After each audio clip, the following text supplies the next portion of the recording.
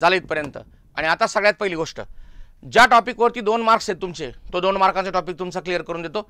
सगळ्यांनी जरा छानपैकी लक्ष द्या मी काय सांगतो ते, कारण तुमचा 10 ते 15 मिनिटांमध्ये तुम्हाला डायरेक्ट इंडायरेक्ट स्पीच मला शिकवायचं आहे। डायरेक्ट इंडायरेक्ट तुम्हाला शिकवायचं। क्लोज टेस्ट संपला, पॅराजंबल संपलं, त्यानंतर मी तुमचे आर्टिकल्स पण घेणार आहे तुमचे प्रिपोजिशन्सवरती। आणि बाळांनो, मी तुम्हाला एक महत्त्वाचा मुद्दा सांगतो, सल्ला ऐका जरा, तुम्हाला पास व्हायचं ठरलं तर। TCSने काय केलं आहे की डायरेक्ट प्रिपोजिशन विचारलेले नाहीत, त्यांनी फ्रेज विचारलेत, फ्रेज। आणि हे जर तुम्ही लक्षात ठेवलं फ्रेजचं, म्हणजे माझ्या पुस्तकामध्ये मी 250 ते 300 फ्रेज सुरुवातीला लिहितात प्रिपोजिशनच्या आधी, त्यातले 80% प्रश्न त्यातले येतं, 80% प्रश्न त्याच्यातले येतं। तुमचं जे पुस्तक आहे ना इंग्लिशचं, माझं TCSसाठी तयार केलं, त्याच्या प्रिपोजिशनच्या आधी ज्या फ्रेज दिल्यात ना तेवढ्या फक्त वाचून घ्या तुम्ही, त्यातले 80 ते 90% प्रश्न त्या पुस्तकातले येतं। त्यांनी प्रिपोजिशन स्वतंत्रपणे बिटवीन वापरा, अमंग वापरा, टू वापरा, ऑफ वापरा, अगेन्स्ट वापरा, काहीच विचारलेलं नाही, त्यांनी डायरेक्ट फ्रेजवरती विचारले। म्हणजे त्यांनी सेपरेट प्रिपोजिशनचा उपयोग न विचारता फ्रेजमध्ये विचारलेले आहे। मुद्दा लक्षात ठेवा नीट का। डायरेक्टचे इनडायरेक्ट स्पीच, आता समजा तुमच्या गल्लीत एक माणूस राहत होता, त्यावेळेस तुम्ही त्याला भेटले, तुम्ही विचारलं तुम्ही कोण येतं, तर तो तुम्हाला काय म्हणला की बा I am a teacher, I am a teacher. Accident झाला आणि तो मेला, मग तो मेला, आता तो स्वतःबद्दल काय म्हणला होता की मी शिक्षक आहे, हे त्याचं डायरेक्ट त्याच्या तोंडातलं वाक्य होतं। मग एखाद्याच्या तोंडातलं वाक्य हे डायरेक्ट असतं, म्हणजे प्रत्यक्ष कथन असतं। आता ते वाक्य तुम्ही दुसऱ्याला सांगा, तुमच्या इथून गेलं ते इथून कानातून आणि तोंडातून बाहेर पडणार। आता ती घटना घडली, तो मेला, त्याच्याबद्दल माहिती सांगा। आता तुम्ही बोलताय त्याच्याबद्दल उत्तर सांगा, उत्तर सांगा।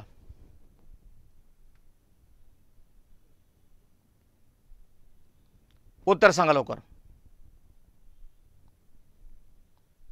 ठीक आहे, उत्तर सांगा।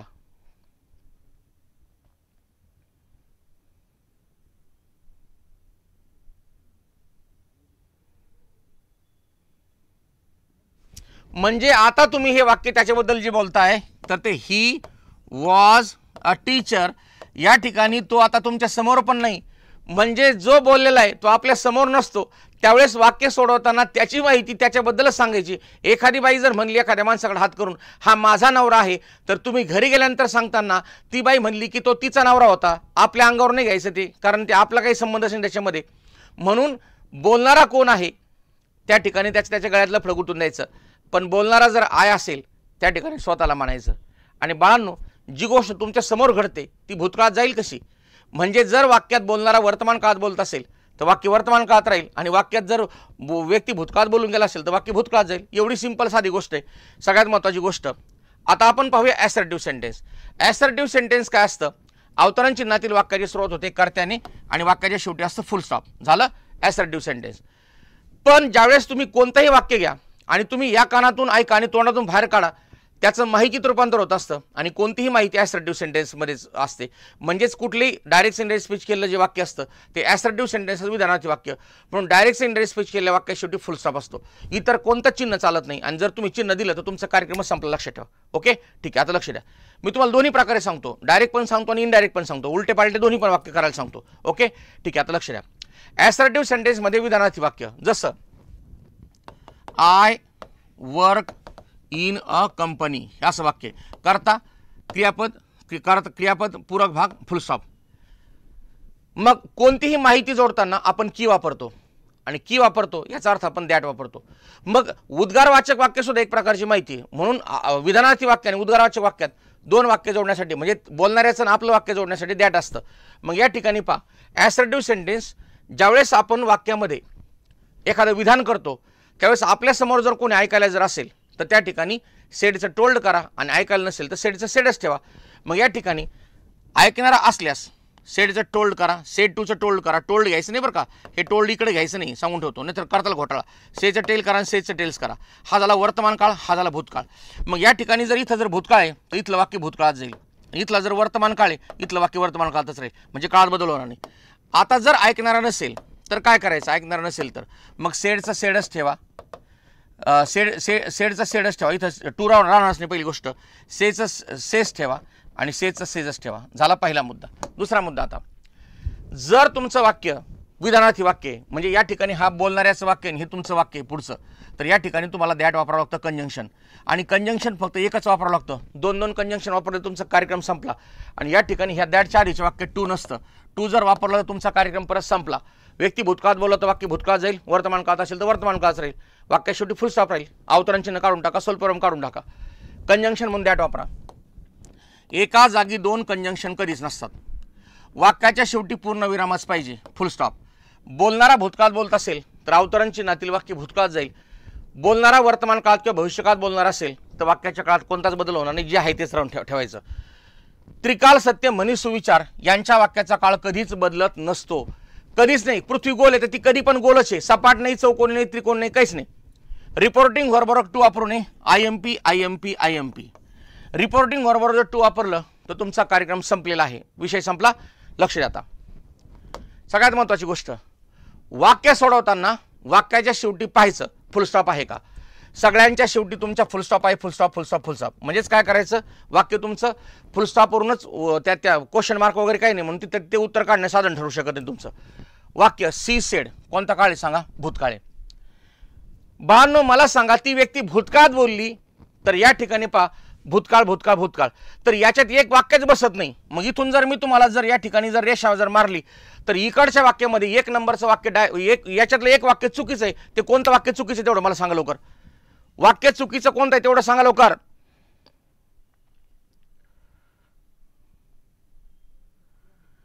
वाक्य चुकीचं कोणतं आहे ते सांगा लवकर.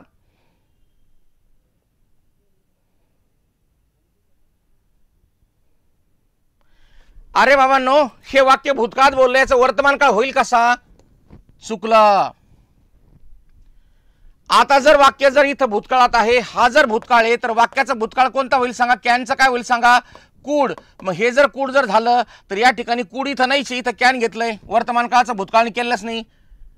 राहिलं कोणतं सांगा, हे कंजंक्शन काय वापरलं, दॅट. मग इथं दॅट, हे उत्तर तुमचं ठरवण्याचं क्रायटेरिया होऊ शकत नाही. मग मला सांगा सी बोलते, मग आता सी बोलते, ही बोलणारी आहे आणि या ठिकाणी ही जी बाई आहे ही तिसरीच आहे. म्हणजेच ती स्वतःसाठी आय म्हणली असते त्याचं सी झालं असतं, पण ती बाई असून तिसऱ्या बाईबद्दल बोलते. मग या ठिकाणी आय कसं काय होईल, त्याचं डायरेक्ट रेस्पेक्ट करताय. आणि हा तृतीय पुरुष आहे, जर तृतीय पुरुष वाक्यात असेल तिसऱ्या व्यक्तीबद्दल बोलवतो तो तृतीय पुरुष राहत असतो, तृतीय पुरुष राहील. उत्तर सांगा लवकर. उत्तर किती नंबरचे येऊ शकते मग,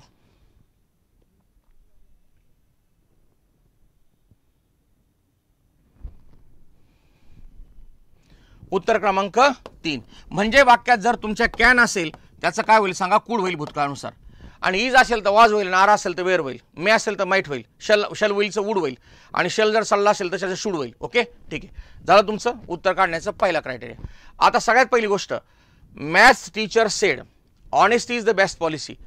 आता लेकरांनो लक्षात घ्या, प्रामाणिकपणा हा सर्वोत्कृष्ट गुण आहे माणसाचा. हे वाक्य कोणतं आहे सांगा, त्रिकाल सत्य. मग त्रिकाल सत्य वाक्याच्या काळात कधीच बदल नसतो, हे त्रिकाल सत्य वाक्य बदलणार नाही. आता मॅथ्स टीचर सेड, मग आता या ठिकाणी सेड ऐकणारा कोणीच नाही. मग जर ऐकणारा नाही तर तुम्ही टोल्ड वापरू शकत नाही, मग या ठिकाणी प्रीचड होऊ शकत नाही. ऑनेस्टी द प्रीच हा शब्द येणार नाही. मग या ठिकाणी इथं maths teacher told that honesty can कसं काय गेली, तर कॅनचा संबंधच नाही. पहिली गोष्ट, हे भूतकाळ येऊ शकत नाही, संपला विषय. मग या ठिकाणी पहा, प्रीच म्हणजे प्रवचन देणे, प्रवचन दिले का ते नाही, सांगितले फक्त विद्यार्थ्यांना, प्रवचन थोडंच असतं पोरांना. मग या ठिकाणी इथं पहा, मॅथ्स टीचर सेडचा सेडच राहील, इथं प्रीच म्हणजे प्रवचन देणे, चुकलं, टोल्ड होऊ शकत नाही. आणि या ठिकाणी इथं वाज भूतकाळ केलाय म्हणून हे उत्तर येऊ शकत नाही. उत्तर क्रमांक तुमचं 1 नंबरचं. त्रिकाल सत्य वाक्याच्या काळात कोणत्याच प्रकारचा बदल नसतो, ते ज्या काळात आहे त्याच काळात असतं. म्हणून the earth is round, the earth moves around the sun, the tiger eats grass, असे वाक्य बदलत नसतात.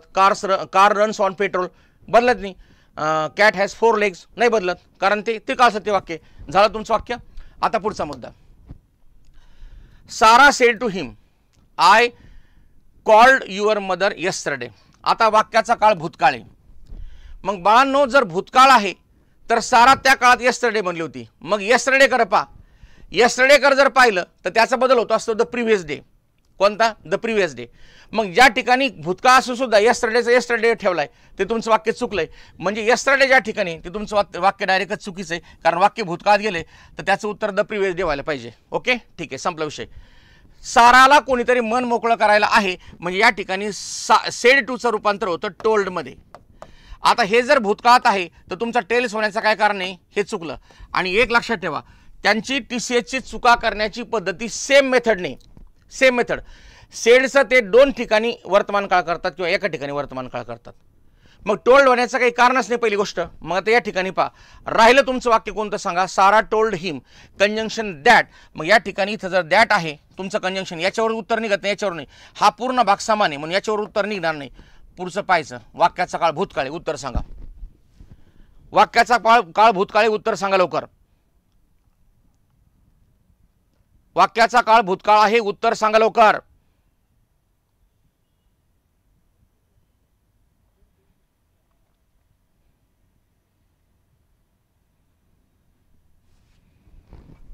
किती नंबर या ठिकाणी हॅज येऊ शकत नाही, हॅजचा भूतकाळ काय होईल सांगा, हॅड. उत्तर क्रमांक 4 नंबर आहे तुमचं, हे उत्तर आहे तुमचं. ठीक आहे, झालं. आता डायरेक्टचे इनडायरेक्ट स्पीच, इनडायरेक्टचे डायरेक्ट स्पीच. आता तुम्ही एक विचार करा, TCSने असे जे प्रश्न आहेत ना, याच्यावरती पोरांना बऱ्याचदा फसवले. मग तुम्ही कल्पनाच करू शकत नाही. TCSने इथं तर सगळी चव घालून ठेवली. म्हणजे TCS काय करतंय की डायरेक्ट इनडायरेक्ट स्पीच करण्याच्या ऐवजी इनडायरेक्टचं डायरेक्ट स्पीच करायला येते. आता उदाहरण पहा, वाक्य असे, Rohan tells her that she is a very kind lady.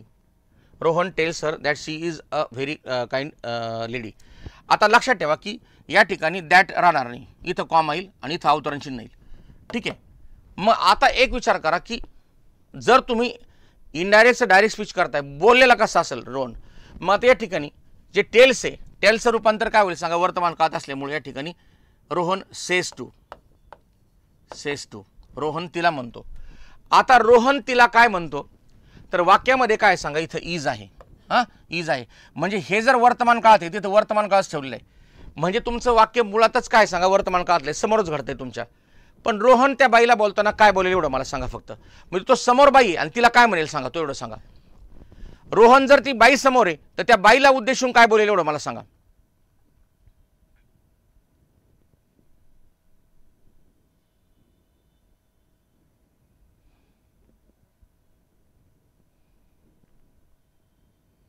तुम्ही एक विचार करा, एखादी मुलगी समोर आहे तुझ्या तुमच्या आणि तुम्ही काय म्हणाल सांगा, सी इज व्हेरी ब्युटिफुल का यू आर व्हेरी ब्युटिफुल, काय म्हणाल तुम्ही. समोर असणाऱ्या माणसाला काय उद्देशून बोलू ते तर कळायला पाहिजे ना आपला. इथं भूतकाळ कसं होईल, वाक्यच वर्तमान काळात आहे. आणि सगळ्यात पहिली गोष्ट, इज, ईचे रूप कोणकोणते येतात, टू बीचे रूप. ॲम इज आर वर्तमान काळात, एक तर ॲम येईल, इज येईल किंवा आर येईल, त्या पट्टीतच बदलेल ते. हॅव कसं काय विनाकारण, वाक्यात हॅव नसताना हॅव कसं काय मला सांगा. इथं नाही, संपला विषय.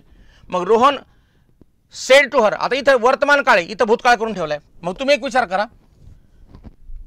चूक जर शोधायची ठरली तर सगळ्यात पहिलं चुकीचं वाक्य कोणतं आहे सांगा, दिलेला व्यक्ती भूतकाळात बोलतोय त्याचं वर्तमान काळ करतात, ते डायरेक्ट तिथं चुकलं. दुसरी गोष्ट, भूतकाळात बोलला तर वर्तमान काळ करतील, तिथं डायरेक्ट चुकलं. म्हणजे तुम्हाला इथं रोहन सेज टू, मग या ठिकाणी सेज टू होईल इथं हर, आणि ती बाई समोर आहे म्हणून या ठिकाणी you are a very kind lady. उत्तर क्रमांक तुमचं 3 नंबरचं. In the following question, a sentence has been given in indirect speech. Out of the 4 alternatives suggested, select the most, the one which best expresses the same sentence in indirect speech. Ajay told Pam काय असेल ते, that Poonam had not been home for ages. तुम्ही एक साधं logic लावा. व्यक्ती ज्यावेळेस बोलतो त्यावेळेस वर्तमान काळातलं वाक्य असतं, म्हणजे अवतरण चिन्हातलं वाक्य वर्तमान काळ जाईल. मग या ठिकाणी टोल्ड आहे तर हा टोल्ड जाईल, इथलं हे जाईल, इथं कॉमा येईल, इथं अवतरण चिन्ह येईल. मग टोल्डचं काय होईल सांगा, सेड टू होईल, कारण आपण सेड टू आणि ऐकणार आहे म्हणून पाम इथं. मग said, Ajay said to Pam, मग अवतरण चिन्हात. मग तुम्ही एक विचार करा की या ठिकाणी पूनम हा शब्द हे मुलीसाठी, मग हॅड हा भूतकाळात आहे, मग हे इथं भूतकाळात बोललाय म्हणून इथं भूतकाळात वाक्य गेलं. पण ज्यावेळेस बोललाय ते वर्तमान काळात बोललाय, मग पूनम पोरगी आहे, मग हॅडचा वर्तमान काळ काय एवढं मला सांगा. हॅडचा वर्तमान काळ होईल तेवढं सांगा मला पटकन. हॅडचा वर्तमान काळ काय होईल तेवढं सांगा.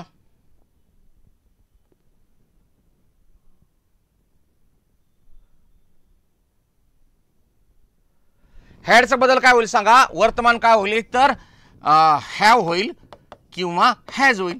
मग या ठिकाणी पूनमसाठी आलं तुमचं हॅज आलं, इथं हॅवचा संबंधच नाही. मग इथं इज येऊ शकत नाही, वॉज येऊ शकत नाही, हे चुकलं तुमचं. आणि हे तुमचं इजचा काही संबंधच नाही, तुमचं इज घेतलंय कसं. चुका करण्याची सेम पद्धती, सेम मेथड. ठीक आहे, झालं. आता पुढचा पहा याच्यामध्ये, मग Poonam has Ajay said to Poonam. आता या ठिकाणी टोल्ड कसं आहे, सेड टू केलं हे तर डायरेक्ट चुकलं. उत्तर क्रमांक तुमचं 1 नंबरचं. Ajay said to Poonam has not been home for ages, म्हणजेच पूनम घरामध्ये नाही बऱ्याच दिवसापासून किंवा घरी नाही ती. ठीक आहे, पुढचा मुद्दा.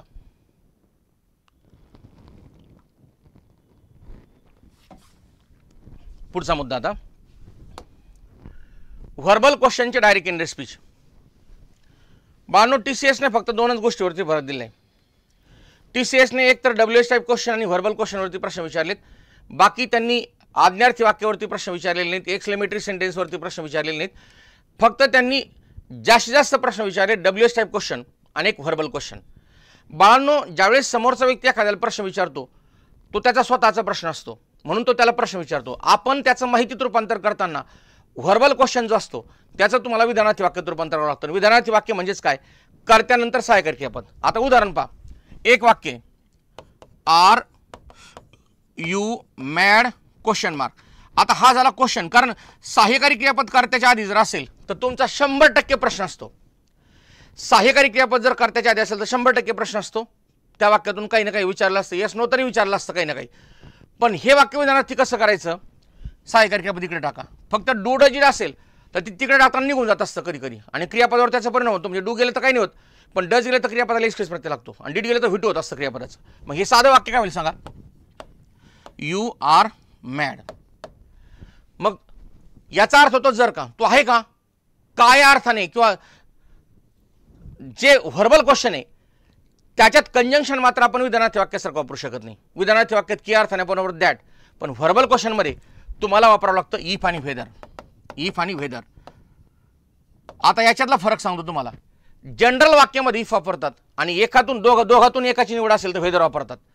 म्हणजे तुम्हाला अनेकातून पसंती असेल किंवा दोघातून एक पसंती असेल तर व्हेदर वापरा, पण जर साधा प्रश्न असेल तर इफ वापरा. पण तसं काही वापरलेलं नाही. आयोगाने कुठं काही ठोके ठेवून दिले तर म्हणून त्याचा विषयच नाही काही बाकीचा. म्हणजेच व्हर्बल क्वेश्चनचे डायरेक्ट इंग्लिश स्पीच करताना सगळ्यात महत्त्वाची गोष्ट तुमचं इफ आणि व्हेदर तुम्ही कंजंक्शन वापरा, इफ आणि व्हेदर. पण लेकरांनो एक गोष्ट लक्षात ठेवा, इथं करताच आला पाहिजे. चुकून जर तुमचं इथं जर हेल्पिंग वर्ब जर आलं इफ आणि व्हेदर नंतर, तुमचं वाक्यात एवढी मोठी चूक झाली लक्षात ठेवा. करता आला नंतर सहाय्यकारी क्रियापद, याचा अर्थ तुमचं वाक्य विधानार्थी वाक्य झाले. आणि जर तुम्ही वाक्य विधानार्थी जर नाही केलं तर वाक्य सोडून तुमच्या काही फायदाच नाही. पहिली गोष्ट, reporting verb asked, inquired, wanted to know. सर्वात जास्त आस्क्ड, कारण प्रश्न आपण विचारतोय. वेळापत्रक असेल तर इन्क्वायर्ड, पोलीस चौकशी असेल तर इन्क्वायर्ड. वॉन्टेड टू नो पैकी वाक्याच्या अर्थानुसार वापरावे. कंजंक्शन म्हणून इफ किंवा व्हेदरचा वापर करावा. सामान्यपणे पसंतीसाठी व्हेदरचा वापर करावा. व्हर्बल क्वेश्चनचे विधानार्थी वाक्यात रूपांतर करावे. सहाय्यकारी क्रियापद कर्त्यानंतर पाहिजे. सगळ्यात महत्त्वाची गोष्ट, आता तुमच्या वाक्यामध्ये एक वाक्य इथं, she asked if she was speaking fluently. आता हे वाक्य, ह्या वाक्याचं डायरेक्ट त्यांनी काय केलं, indirect speech, direct indirect speech केले. इनडायरेक्ट स्पीच केले याचा अर्थ तुम्हाला वाक्य रिटर्न मारायचं आहे, म्हणजे उलटं मारायचं आहे. म्हणजेच इथं तुम्हाला प्रश्नधार करायचा आहे. म्हणजे इथं तुमच्या या वाक्यात फुल स्टॉप आहे तर तुम्हाला क्वेश्चन मार्क घ्यायचं आहे, कारण इथं इफ आणि व्हेदर आहे. याचा अर्थ तुमचं वाक्य काय होतं सांगा, व्हर्बल क्वेश्चन होतं. मग व्हर्बल क्वेश्चन होतं तर सगळ्यात महत्त्वाची गोष्ट, जर शॉर्टकटमध्ये उत्तर जर काढायचं ठरलं तर ज्यावेळेस व्यक्ती बोलतो ते वाक्य वर्तमान काळात बोलत असतो. मग तुम्ही या वाक्यात काय सांगा, वर्तमान काळ तुमचा हाय कोणता सांगा, हे वॉज आहे. तर वाचं वर्तमान काळ काय होऊ शकतो, वाचं वर्तमान काळ होऊ शकतो तर एम तुमचं इज किंवा आर येऊ शकतं. आणि सगळ्यात महत्त्वाची गोष्ट, वाक्याच्या सुरुवातीत हा कर्ता असेल आणि कर्त्याच्या आधी हा शब्द असेल. जर शॉर्टकटमध्ये उत्तर जर काढायचं ठरलं तर ॲमेझार. मग लक्षात घ्या, जर ॲमेझार शॉर्टकटमध्ये उत्तर जर काढायचं ठरलं आणि हे जर डायरेक्ट स्पीचचं वाक्य जर असेल तर वाक्यात सुरुवातीला व्हर्बल क्वेश्चन पाहिजे, हेल्पिंग वर्ब पाहिजे. तर याचं उत्तर काय येऊ शकतं मला सांगा. याचं उत्तर फक्त डायरेक्ट जर उत्तर काढायचं ठरलं तर काय येऊ शकतं उत्तर. बाळांनो, जे भूतकाळातले क्रियापद आहेत ना ते उलटे करताना तेच वर्तमान काळात जात असतात. वर्तमान काळात एकतर एम येईल, इज येईल किंवा आर येईल. उत्तर क्रमांक तुमचं 1 नंबरचं आहे फक्त. मग आता लक्ष द्या, आस्क्ड केव्हा घेतलं, प्रश्न विचारला म्हणून डायरेक्ट इंडायरेक्ट स्पीच करताना. मग आस्क्ड कोणाच्या ऐवजी घेतलं, सेडच्या ऐवजी. इथं सेड घेतलं. मग जर तुम्ही एक विचार करा, जर तुमच्या वाक्यात सेड आहे आस्क्डच्या ऐवजी तर 2 प्रश्न तुमचे डायरेक्टच चुकले. इथं टोल्ड नाही येत. मग या ठिकाणी इथं आस्कडे येणार नाही, कारण आस्कडे आपण डायरेक्ट इंडायरेक्ट स्पीच करताना कन्वर्ट केल्यानंतर आस्कडे येत असतो. हे तुमचे वाक्य दोन चुकले. आता वॉचचं मूळ रूप ॲम इज आर पैकी होईल, याचा अर्थ इथं हॅज येऊ शकत नाही, उत्तर क्रमांक तुमचं. आणि she said am I speaking fluently, म्हणजेच मी बोलते का, याचा अर्थ व्यक्ती बोलताना स्वतःबद्दल बोलते, म्हणजे तिने स्वतःसाठी आय वापरले. आणि व्हर्बल क्वेश्चन करण्यासाठी आयच्या अगोदर काय घेतलंय सांगा, ॲम घेतलंय. मग या ठिकाणी क्वेश्चन मार्क तुमचं. उत्तर क्रमांक 1 तुमचं उत्तर. Select the option that expresses the given sentence in indirect speech. She said to the boy are you going to school. मग आता लक्ष द्या, आता मात्र उलटी प्रोसेस नाही, आता आपलं सोयीची प्रोसेस आहे. डायरेक्ट इनडायरेक्ट स्पीच करायचं आहे. मग आता लक्ष द्या, मग या ठिकाणी पहिला मुद्दा आहे सेड टू. आता सेड टू जर म्हणलं तर प्रश्न विचारलाय, पण त्या या ठिकाणी काय सांगा, आस्क्ड. मग ह्या मुलगा ऐकणार आहे, संपला विषय. इफ किंवा व्हेदर तुमच्या वाक्याचं उत्तर आहे, कंजंक्शन आहे इफ किंवा व्हेदर. मग इथं त्यांनी वापरलंय व्हेदर व्हेदर व्हेदर. म्हणजे याचा अर्थ असा आहे, इथपर्यंत तुमचं उत्तरच नाही, उत्तर काढायला तुमचं चान्सच नाही पहिली गोष्ट. मग आता हा कोण आहे सांगा, हा बॉय आहे. आणि आर इकडे टाकल्यानंतर यूचा बदल काय होईल सांगा, ही होईल तुमचा बदल. मग ही होईल. मग हीच्या समोर मॅच होणारं क्रियापद भूतकाळात कोणतं आहे ते पाहायचं. मग ह्या आर जो आहे, आरच्या समोर तुमचा ही कर्त्याचा ही आहे, म्हणजे यूचा ही झाला तर आरचं काय होईल त्याच्यासमोर, तेवढं उत्तर सांगा मला. उत्तर सांगा.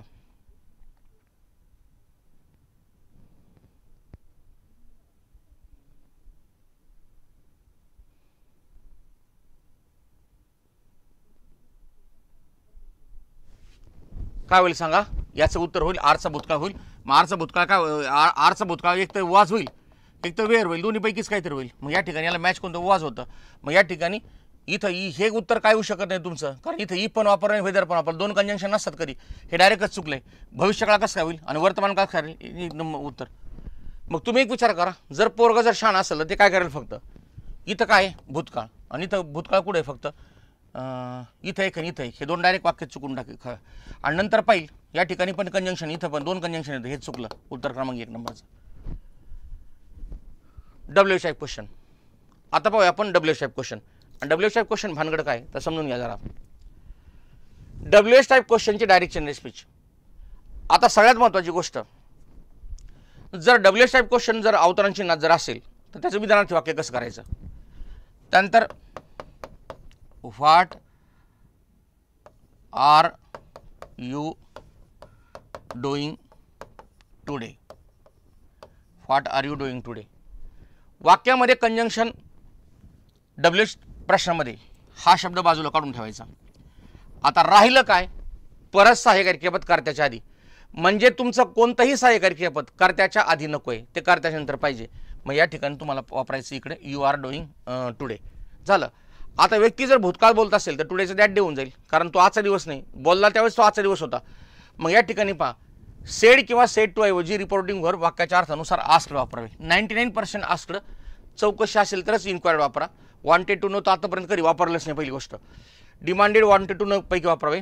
कंजंक्शन म्हणून तोच WH शब्द जो आहे तोच वापरायचा आहे, दुसरं काहीच वापरायचं नाही. स्वल्पविराम अवतरण चिन्ह काढून टाकावे.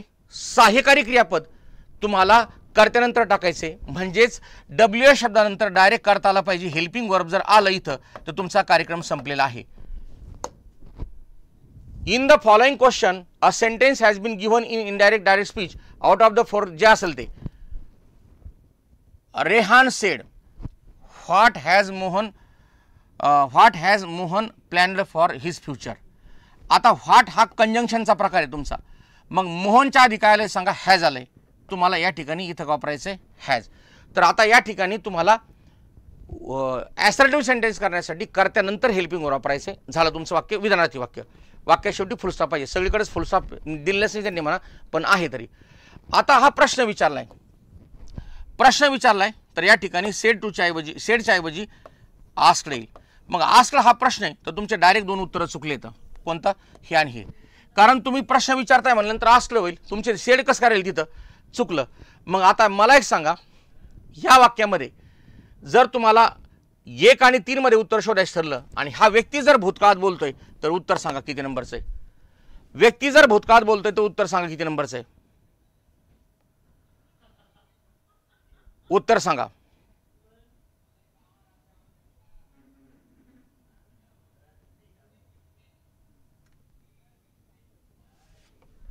क्वेश्चनमध्ये असलं तर आस्कड तर चालतं इथं, म्हणजे ह्या ठिकाणी सेडच्या ऐवजी इथं आस्कड दिलं तरी चालतं. काय ते आस्कड तेच ॲज इट इज कॉपी करायचं मग. ठीक आहे. जेनिफर सेड टू मी आणि हे लक्षात ठेवा. बरं, आता ज्या मुलांना थोडंसं शॉर्टकटमध्ये हे पाहिजे उत्तर, त्यांनी डायरेक्ट उत्तर काढू शकता. लक्ष द्या. आता जेनिफरचा काळ कोणता आहे सांगा? बोलण्याचा भूतकाळ आहे. आणि वाक्यात क्या नाही, उत्तर सांगा बरं जरा. व्यक्ती जर भूतकाळात बोलली तर उत्तर सांगा बरं जरा काय होऊ शकतं. ए लेकरांनो, उत्तर सांगा लवकर, वेळ नका लावू.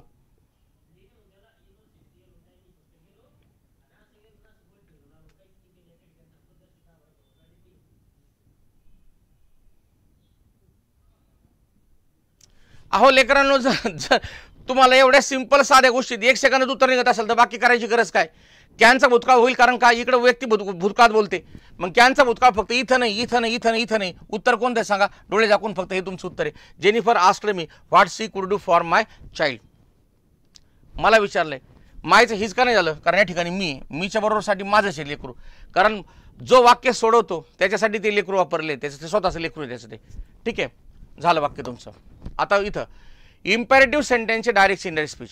आता इम्पेरेटिव्ह सेंटेन्स हा प्रश्न काही आलेला नाही परीक्षेला. मला आय थिंक काहीतरी एखादा प्रश्न विचारला आहे. तर लॉजिक लावा बरं का. आता मला कोणीतरी म्हणलं होतं मग अशी की बा 3 तासात पुस्तक तरी वाचून होतं आहे का, तुम्ही चालले कमेंट ह्या व्ह्यूजसाठी काही करत आहे. व्ह्यूज मिळवणाऱ्या म्हणजे व्ह्यूज मिळवणं हा माझा उद्देश नाही. यातून जेवढे लेकरं पास होतील ना त्याचाच उद्देश आहे. मी लेकरांना आणण्यासाठी ती कमेंट टाकली होती, कारण 3 तासात व्याकरण शिकवणार, याच्यामुळं मुलं येतील आणि मुलांचा फायदा होईल. म्हणजे व्ह्यूजवरती मला पैसे मिळतात का? मग त्या व्ह्यूजवरती जर पैसे मिळत असेल तर मला काही गरजच नाही. मग पिक्चर आहे माझा ॲमेझॉनवरती टाकलाय, लक्षात ठेवा. रौंदळ पिक्चर माझं ॲमेझॉनवर टाकलाय. त्याच्यामुळं आपण काय कमेंट करावी याची थोडीफार लाज वाटली पाहिजे माणसाला, की आपण कोणाला काय कमेंट करतोय ती. तर सगळ्यात महत्त्वाची गोष्ट, व्ह्यूज जर असेल तर त्याच्यावरती मला 4-5 कोटी रुपये मिळतील आता त्या ॲमेझॉनवरती. तुम्हाला त्या व्ह्यूची आवश्यकता नाही, तसे लोक मला पाहतात. ओके, ठीक आहे. तर सगळ्यात महत्त्वाची गोष्ट, आपण एखादी गोष्ट का करतोय याचं मला पूर्ण हे असतं, म्हणजे काय याची जाणीव असते. हे मी का टाकलं होतं 3 तासात इंग्लिश, कारण आज जर जास्त मुलं लाईव्ह आले तर ते आता ह्या संदर्भात असतील की त्यांना काय वाचावं ते कळणार नाही. पण मी आहे. यातून तुमचा उद्याच्याला 6 ते 7 प्रश्नांचा इंग्लिश, सगळ्यात मोठी बोंब महाराष्ट्रातली कोणती असेल ना तर ती इंग्लिशची आहे.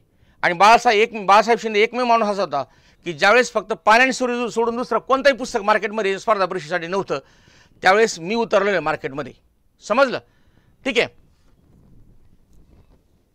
झालं.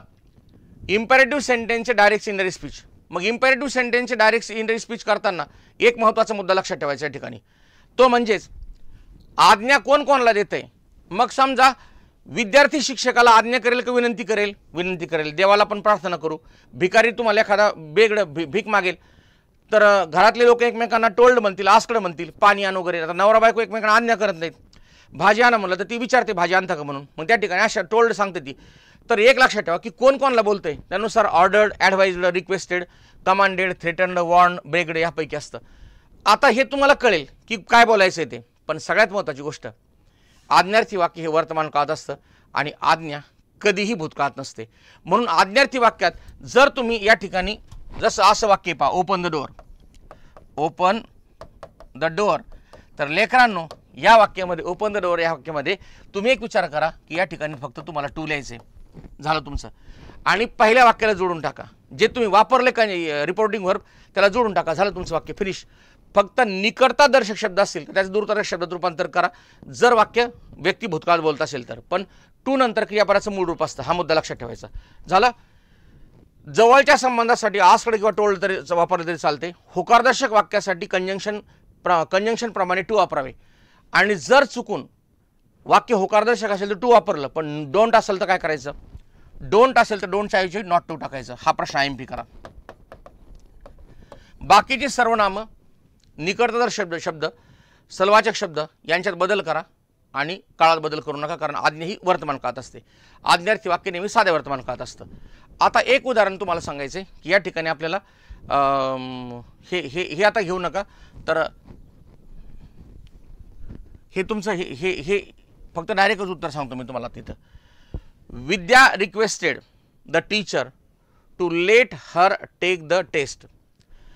आता मला सांगा की वाक्यामध्ये विद्या शिक्षकाला काय करते, विनंती करते. मग या ठिकाणी रिक्वेस्टेड आहे, टीचर आहे, इथं टू आहे, मग या ठिकाणी टू ने जोडले. मग हे जर टू आहे तर टू या ठिकाणी तुम्हाला इथं कॉमा द्यायचं, इथं अवतरण चिन्ह द्यायचं आणि रिक्वेस्टेडचं काय होईल सांगा, सेड टू होईल, सेड टू. मग ती बोलताना शिक्षकाला विनंती करेल. मग विनंती करेल या ठिकाणी रिक्वेस्टेड म्हणलं, याचा अर्थ तिने विनंती केली. मग विनंती केली तर ती कशी विनंती करेल हे तुम्हाला कळेल. कृपा करून मला टेस्ट देऊ द्या ना, हे झालं तुमचं उलटं वाक्य. ऐका आता. मग विद्याने शिक्षकाला विनंती केली, रिक्वेस्टेड कोणाच्या ऐवजी आलंय तर सेड टूच्या ऐवजी आलंय. आणि आपल्याला इनडायरेक्ट डायरेक्ट स्पीच करायचंय बोलताना. मग इथं विद्या सेड टू इथं सेड तर होणारच नाही या ठिकाणी, असं इथं हे तर वाक्यच चुकले डायरेक्ट, कारण तिने प्लीज म्हणलेलंच नाही पहिली गोष्ट. मग आता इथं पहा, इथं रिक्वेस्टेड आहे, याचा अर्थ तिने काय वापरले सांगा शब्द वाक्यामध्ये, प्लीज. आणि बाळांनो एक महत्त्वाचा मुद्दा, प्लीज आणि रिक्वेस्टेड यांचं एकमेकांशी काय असतं सांगा, नातं असतं. ज्या वाक्यात प्लीज आहे त्या वाक्यात रिक्वेस्टेड असतं आणि ज्या वाक्यात रिक्वेस्टेड आहे त्या वाक्यात डायरेक्ट स्पीचमध्ये प्लीज असतं. प्लीज म्हणल्याशिवाय तुम्ही रिक्वेस्टेड घेऊ शकत नाही, मुद्दा लक्षात ठेवा.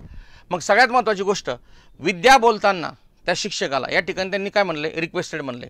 इथं रिक्वेस्टेड येऊ शकत नाही कारण ती बोलताना सेड टू म्हणेल. मग हे वाक्य तुमचं चुकलं डायरेक्टच.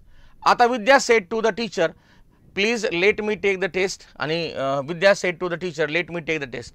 या ठिकाणी हे वाक्य सुद्धा बरोबर आहे तुमचं, पण या वाक्यात प्लीज नाही आहे, म्हणून हे वाक्य तुमचं चुकलंय. उत्तर क्रमांक 1 तुमचं उत्तर आहे बरोबर. उत्तर क्रमांक 1, उत्तर क्रमांक 1 उत्तर हे. म्हणजे जर तुमच्या वाक्यात जर रिक्वेस्टेड असेल, हे तुम्हाला दोन्ही पण का सांगितलं बाळांनो, प्लीज असेल तरच रिक्वेस्टेड होतं आणि रिक्वेस्टेड असेल तर प्लीज असतं. उत्तर तुमचं 1 सेकंदात येऊ शकतं. जे पोरगं थोडंफार डोकं लावेल या ठिकाणी त्याचं उत्तर उद्या सकाळी येणार. आणि याचा फायदा संध्याकाळी मला सांगा की मी घेतलेलं आहे ते तुम्हाला फायदेशीर ठरलंय का नाही हे नंतर सांगायचं, आत्ता नाही सांगायचं. ओके ठीक आहे. पुढचा मुद्दा, the lady sed don't plug flowers from my garden. आता माझा एक प्रश्न आहे, तेवढंच मला उत्तर सांगायचं, बाकी उत्तर सांगू नका. या ठिकाणी डोंट आहे तर डोंटचं काय होईल तेवढं मला सांगा, फक्त पटकन सांगा लवकर. डोंटचं काय सांगा, डोंटचं काय होईल तेवढं सांगा लवकर मला फक्त. डोंटचं काय होईल आत्ताच सांगितलं 2 मिनिटापूर्वी.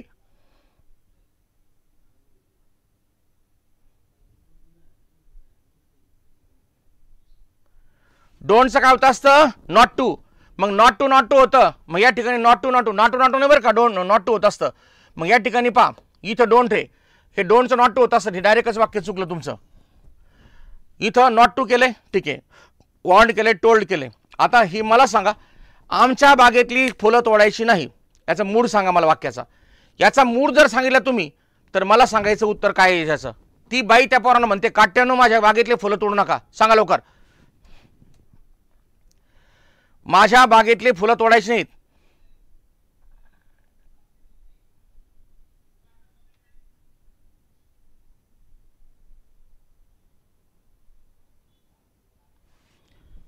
मग बाकी काही करायची गरज नाही ना तुम्हाला, डायरेक्ट त्या मूडवरूनच उत्तर निघताय ना, बाकी म्हणायची गरज नाही ना. हे पाहिजे लेडी सेड, सेडचं होणारच नाही पहिली गोष्ट. तिने आज्ञार्थी वाक्य, सेडचं सेड कसं राहील. एक तर पहिली गोष्ट टोल्ड टू, आणि टोल्ड बरोबर टू नसतं. आणि आमच्या बागेतले फुलं तोडा, तुम्ही फुलं तोडा कसं म्हणाल, ती तोडू नका म्हणाल ती. म्हणजे या ठिकाणी तिने तंबी दिली त्या पोरांना, डोंट नॉट टू. आणि बाग कोणाची सांगा, तिची आहे. इथं माय नाही चालत, कारण माय जर म्हणलं तर बाग तुमची होऊन जाईल, त्या बाईची बाग आहे ती, म्हणून तिच्या बागेतले फुलांनी तोडायचे. ठीक आहे. पर्याय क्रमांक तुमचं किती सांगा, 3 नंबरचं. आणि मूडवरून उत्तर काढण्याचा प्रयत्न करा, मूडवरून काढण्याचा प्रयत्न करा. आणि आता आपण पाहूया चेंज द व्हॉइस. व्हॉइस पाहतोय आपण, आणि मला असं वाटतं व्हॉइस हा सोपा टॉपिक आहे. तुम्हाला परीक्षेला 2 मार्क्ससाठी व्हॉइस येत असतो. तुम्हाला जास्तीत जास्त चेंज व्हॉइस आणि डायरेक्ट इंग्लिश स्पीचवरती प्रश्न येतं. राहिलं पाठ तर आपण उद्या घेणारच येतं. उद्या संध्याकाळी ज्यांचा पेपर होईल त्यांनी मला माफ करायचं आहे जर आज नाही थोडंफार कव्हर झालं. आता याच्यामध्ये अँटोनिम्स आहे, सिनोनिम्स आहे, प्रिपोजिशन्स आहे, आणि त्याच्यानंतर इडियम्स आणि फ्रेज पण येतात, आणि प्रिपोजिशनमध्ये फ्रेज पण येतात. सगळ्याचे एकत्रच आहे सगळं पूर्णपणे. सगळ्यात महत्त्वाची गोष्ट व्हॉइस मार्क्ससाठी. आता व्हॉइसचे खाली 2 प्रकार पडतात, आणि तुमच्या माहितीसह सांगतो. ऐका जरा ऐका, TCS ला व्हाईस ओळखायलाच प्रश्न विचारले तर चेंज व्हाईसमध्ये पॅश व्हाईस की ॲक्टिव्ह व्हाईस. जर तुमच्या वाक्यामध्ये am is was were be being been म्हणजे हे आहे तुमचं टू बीचं रूप. हे टू बीचं रूप एकूण किती आहे सांगा. हे वर्तमान काळी, हे भूतकाळी, हे डायरेक्ट रूट फॉर्म आहे, हे चालू रूप आहे आणि हे तिसरं रूप आहे. ही झाली टू बीची रूप. आणि टू बीच्या रूपानंतर जर V3 आलं म्हणजे तुमच्या वाक्याचं सूत्र जर टू बी प्लस V3 अशी रचना जर नसेल म्हणजे क्रियापदाच्या तिसऱ्या रूपाच्या टू बीचं रूप जर नसेल यापैकी कोणतंही, तर तुमची ही जर रचना जर नसेल तर तुमचं वाक्य असतं ॲक्टिव्हचं आणि ही रचना असेल तर तुमचं वाक्य असतं पॅसिव्हचं. ॲक्टिव्ह आणि पॅसिव्ह. ठीक आहे. ॲक्टिव्ह आणि पॅसिव्ह. व्हिडिओ जास्तीत जास्त शेअर करा. बरेचसे मुलं बाकी इकडे तिकडे पण ऑनलाईन आहेत. मला माझं काय म्हणणं आहे जसं नंतर का पाहिजे तुम्ही पण लाईव्ह व्हिडिओ शेअर करा. कारण कसं आहे की मुलांना माहीत नाही काय काय की मी लाईव्ह आले म्हणून इथं. मग इथं लक्ष द्या. टू बीचं रूप टू बी प्लस V3 पॅसिव्हची रचना, टू बी प्लस V3 नसेल तर ॲक्टिव्हची रचना. मग या ठिकाणी पॅसिव्ह व्हाईस आणि ॲक्टिव्ह व्हाईसचं वाक्य पाहिजे आपला. अशी जर रचना असेल तर वाक्य तुमचं पॅसिव्ह व्हाईसमध्ये असतं. आता सगळ्यांनी काळजामध्ये कोरून ठेवा. काळजामध्ये कोरून ठेवा ॲक्टिव्ह व्हाईस आणि पॅसिव्ह व्हाईसचं सूत्र. To be plus V3 passive voice, to be plus V3 नसेल तर ॲक्टिव्ह व्हाईस. मग आता इथं बघा समोर तुमच्या आणि मला सांगा 1, 2, 3 आणि 4 वाक्यांपैकी कोणतं वाक्य तुमचं पॅसिव्ह व्हाईसचं आहे. पटकन सांगायचं. पटकन सांगायचं.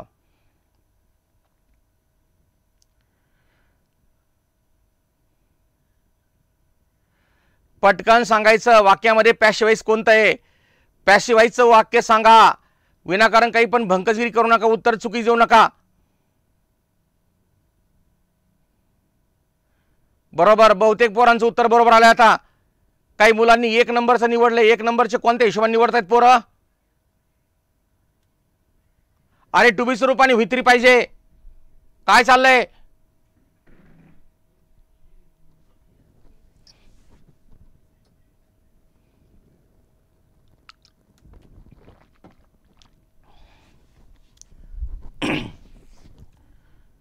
ऐका जरा ऐका काय चाललंय ते. हे इथं काय चाललंय. हॅज इन्व्हायटेड हे काय टू बीचं रूप आहे का. हे टू बीचं रूप आहे. हे बरेचसे पोरं 1 नंबरला उत्तर देतात त्याचं. हे हॅज गिवन नाही आहे. हे विल बी सेंट. हे विल आणि बी आणि हे सेंट आहे. हे टू बी प्लस V3 आहे. काय चाललंय. हॅव हॅज ॲडला टू बीची लेकर दुसऱ्याचे लेकर दारात आले खेळायला तुम्ही त्यांना काय तुमची लेकरं म्हणणार का स्वतःची. ते टू हॅवचे लेकरं वेगळे येतं. टू हॅवला 3 लेकरं येतं. टू बीला मात्र 8 लेकरं येतं आणि टू डूला मात्र 3 येतं. 3 3 आणि 8. ओके ठीक आहे. आता उत्तर सांगा. इथं choose the correct passive voice from the following. उत्तर सांगा लवकर. पॅसिव्ह व्हाईसचं उत्तर वाक्य कोणतं आहे ते सांगा.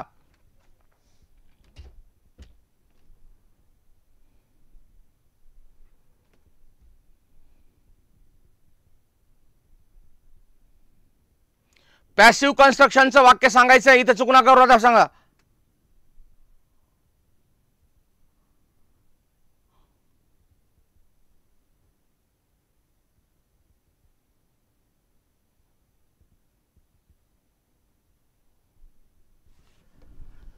टू बीचं रूप आणि V3. इथे टू बीचं रूप आहे आणि इथं V3 आहे. तुमचं उत्तर पहिलं इथं नाही आहे. इथं नाही. इज गिव्हिंग उत्तर नाही पहिली गोष्ट. हे पण नाही. आणि हे जर इथं असतं तर गिवन मग हे मात्र टू बीचं रूप आलं असतं. हे आलं असतं तिथं. 1 नंबर उत्तर आहे तुमचं. Identify the sentence which is not in passive vice.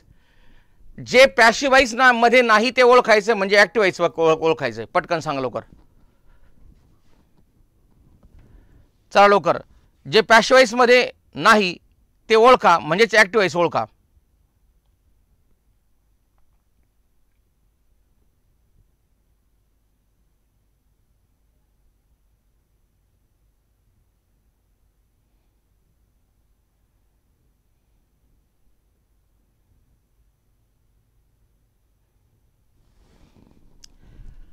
हे पहा या ठिकाणी टू बीचं रूप आहे. या ठिकाणी V3 आहे. हे आहे.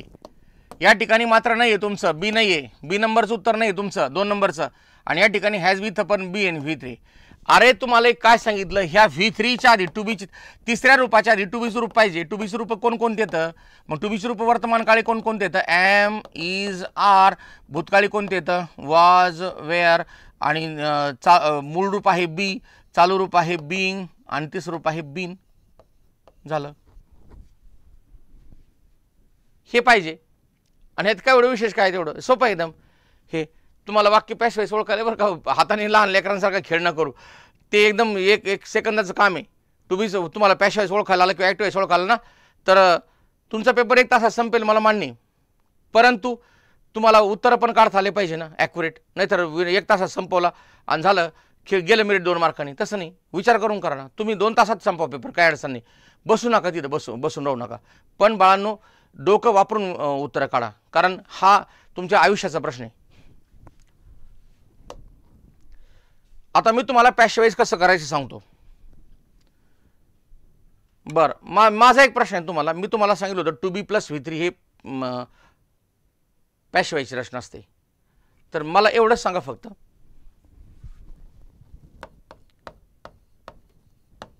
प्लेड हे क्रियापद ॲक्टिव्ह व्हायचे का पॅसिव्ह व्हायचे, एवढं सांगा. हो, एरर पण घेणार आहे. ठीक आहे, मला सांगा हे जे वाक्य प्लेड फक्त ॲक्टिव्ह आहे की पॅसिव्ह, एवढं सांगा मला फक्त.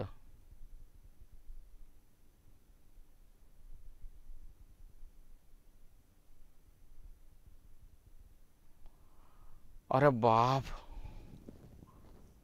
अरे अरे अरे अरे अरे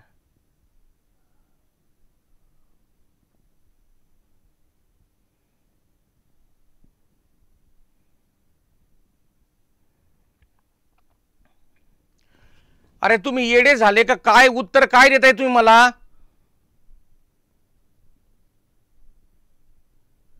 70% पोरं. अरे 2B + V3 रचना असेल तरच पॅशवाईज असतो. हे वाक्य ॲक्टिव्ह व्हायचंय, हे वाक्य ॲक्टिव्ह व्हायचंय, ॲक्टिव्ह. आणि हे जण वॉज प्लेड,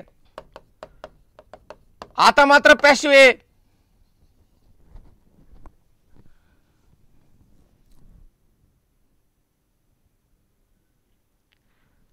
काय चाललंय काय? 2Bचं रूप आणि V3 जर असेल तरच पॅसिव्ह आहे. मग तुम्ही इतर दुसरी कोणती रचना ॲक्टिव्ह मध्ये सांगा ना. एवढंच 2B + V3 पॅसिव्ह, इतकी साधी सिंपल गोष्ट आहे.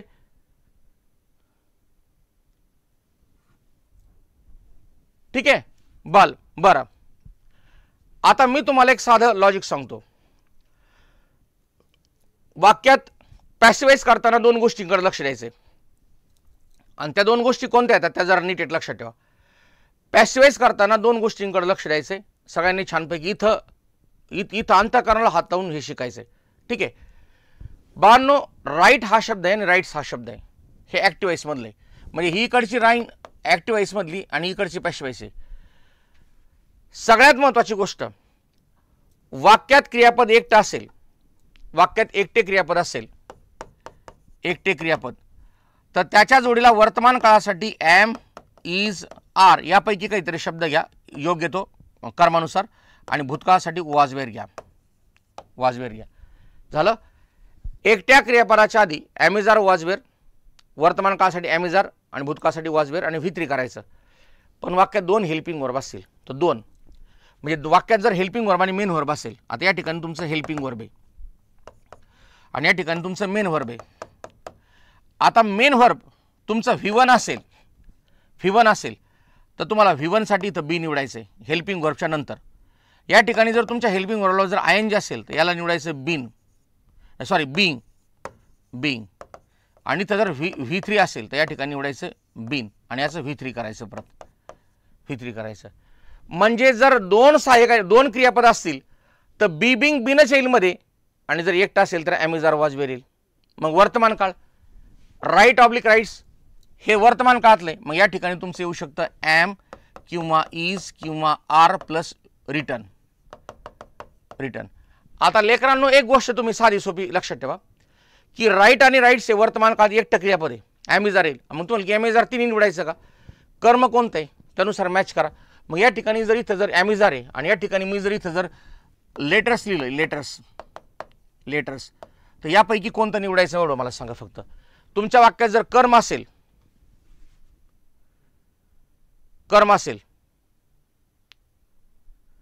निगेटिव्ह नाही, निगेटिव्ह नाही आहे, ठीक आहे. जर तुमच्या वाक्यात कर्म जर लेटर असेल तर आर घ्या, आणि अ लेटर असेल, या ठिकाणी अ जर लेटर घेतला आणि यस यस नसेल तर तुमचं इज घ्या, ठीक आहे. रोट हा भूतकाळ आहे, मग भूतकाळ असेल तर वॉज आणि were, was were plus written. एवढी सगळी सिंपल साधी गोष्ट असताना तुम्ही हाताने घोटाळे करू नका बरं का, लक्षात ठेवा. नाहीतर ना हाताने परत कुठाने करून ठेवाल की एकट्या क्रियापदाला ॲम इज आर वॉज वेअरच्या ऐवजी बी विंग वापरायचे. आता क्रियापद एक पेक्षा अधिक येतं, मग या ठिकाणी तुम्हाला वापरायचं आहे कुठं, याच्या आधी वापरायचं, याच्या आधी, मग हे पाहायचं आणि याच्या आधी वापरायचं, ठीक आहे. आता या ठिकाणी मला काय निवडायचं आहे, तर वापरायचं बी, त्यानंतर बीइंग, त्यानंतर बीन, यापैकी वापरायचं आहे. आता बाळांनो या ठिकाणी इथं मला हे झालं शल विल राईट, तर हे राईट आहे, राईटच्या आधी मला एक शब्द वापरायचा आहे, तो कोणता निवडू मला सांगा लवकर. मला राईटचं रिटर्न करायचं आहे आणि मी कोणता शब्द निवडू पटकन सांगा लवकर. शब्द कोणता निवडू राईटच्या आधी?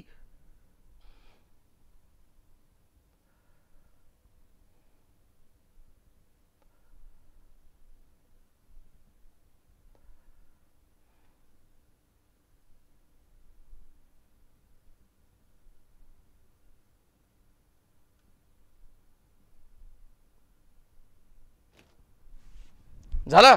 मग इथं काय सांगा, shall will be written, shall oblique will plus be plus written, written. Am is are writing, am is are plus being plus return.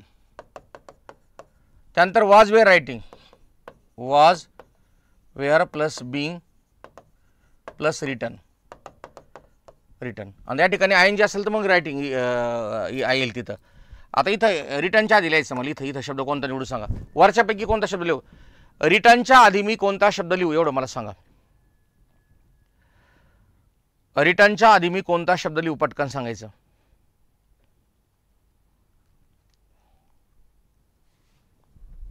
कोणता, बीन. मग या ठिकाणी इथं येईल हे झालं have has been written, have oblique has plus been plus written, had written, had been written, had plus been plus written. आता save to save या ठिकाणी सगळ्यांच्या पुढं याचं रिटर्न करून बी वापरायचं आहे, कारण यांच्या सगळ्यात मूळ रूप येतं, बी वापरायचं आहे. आपण त्याचं चर्चा करूया तिथं हे. आता परत हे शेवटच्या क्रियापदाच्या आधी तुम्हाला वापरायचं आहे हे. आता हा प्रश्न थोडासा IMP करून घ्या, याच्यावरती एक प्रश्न विचारला आहे बरं का, शल विल हॅव रिटर्न. मग या ठिकाणी परत इथं काय टाकायचं, बीन टाकायचं, तिकडे लिहून देत नाही, वेळ जाईल. जर चुकून तुमच्या वाक्यात ॲक्टिव्ह वॉइसमध्ये डू डज आणि नॉट नंतर V1 असेल तर हे वाक्य तर ॲक्टिव्ह वॉइसमध्ये आहेच ते, पण डू डज आपण का घेतलंय, कारण नॉटसाठी डू डज घेतलंय. जर आपण am is are was were घेत असू तर डू डजची ठेवायची गरज काय, मग डू डज काढून टाका. मग याच्याऐवजी घ्यायचं इथं am oblique is oblique are plus इथं not plus written, did not write, was oblique were plus not plus written, written झालं, रिटर्न झालं. डिड नॉटचं वॉज वेअर रिटर्न. आता सगळ्यात महत्त्वाची गोष्ट, आता उलटा प्रवास पण करायचा आहे, उलटा प्रवास पण करायचा आहे. आता मी तुम्हाला उलटी प्रोसेस कशी ते सांगतो ते समजून, नंतर बाकी हे पण पाहूया. सगळ्यांनी छानपैकी इकडे लक्ष द्या. आता समजा तुमच्या वाक्यामध्ये पॅसिव्ह वॉइस आहे आणि तुम्हाला आता त्याचं ॲक्टिव्ह वॉइसमध्ये रूपांतरित करायचं आहे. तर आता लक्ष द्या काय होतंय. एक वाक्य सांगा, इज बीइंग रिटर्न असं वाक्य, त्यानंतर हॅज बीन प्लेड असं एक वाक्य, आणि या ठिकाणी विल बी प्लेड हे वाक्य. आता सगळ्यात पहिली गोष्ट, आपण जो क्रियापदाच्या आधीचा शब्द घेतलाय तो काढून टाकायचा. म्हणजे इथून हा काढायचा, इथून हा काढायचा आणि इथून हा काढायचा. हे क्रियापद याच्यानुसार बदलायचं, याच्यानुसार. तर आता मला सांगा, या वाक्यामध्ये जर रिटर्न जर आपण जर काढून जर टाकलं तर रिटर्न याच्यानुसार जर बदललं तर याचं काय करू मला सांगा लवकर पटकन. आपण जर पॅसिव्हचा ॲक्टिव्ह करतो तर रिटर्नचं काय करू मला सांगा लवकर पटकन. टाईप करा.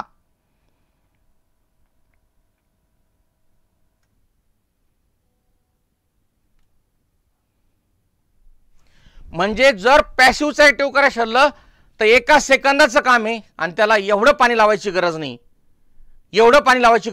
मग या ठिकाणी हे जर तुम्ही जर काढून टाकलं तर या ठिकाणी याचं हे तिसरा स्वरूप आहे. म्हणजे या ठिकाणी याचं प्लेड होईल, इथे मात्र रायटिंग होईल आणि या ठिकाणी मात्र प्ले होईल, कारण हे मूळ रूप आहे. प्ले हे मूळ रूप. ठीक आहे. आता सगळ्यात महत्त्वाची गोष्ट, पहिला मुद्दा, she was baking a beautiful cake for her sister. वाक्यामध्ये फॉर हर सिस्टर हा शब्दसमूह काढून टाकायचा नाही, कारण तो त्या पुरीसाठी. मग she was baking a beautiful cake for her sister, त्यांनी काय केले की she was baking a beautiful cake for her sister हे वाक्य तुमच्या वाक्यात. आणि वाक्यात आहे वॉज आणि बेकिंग. बेक हे चालू रूप आहे, तर चालू रूप आहे तर मला फक्त एवढ्याच याचं काय करायचं, नवीन शब्द टाकायचे. तर बी बीइंग आणि बीन यापैकी नवीन शब्द घेऊन याचा तिसरं रूप करायचं आणि हे मला एवढंच पॅशिवाइज करून दाखवायचं. चला, एवढं पॅशिवाइज करून दाखवायचं, पटकन सांगायचं.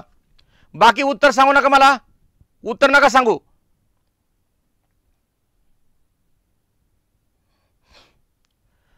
उत्तर सांगू नका, मी जेवढं सांगितलं तेवढंच विचारा फक्त.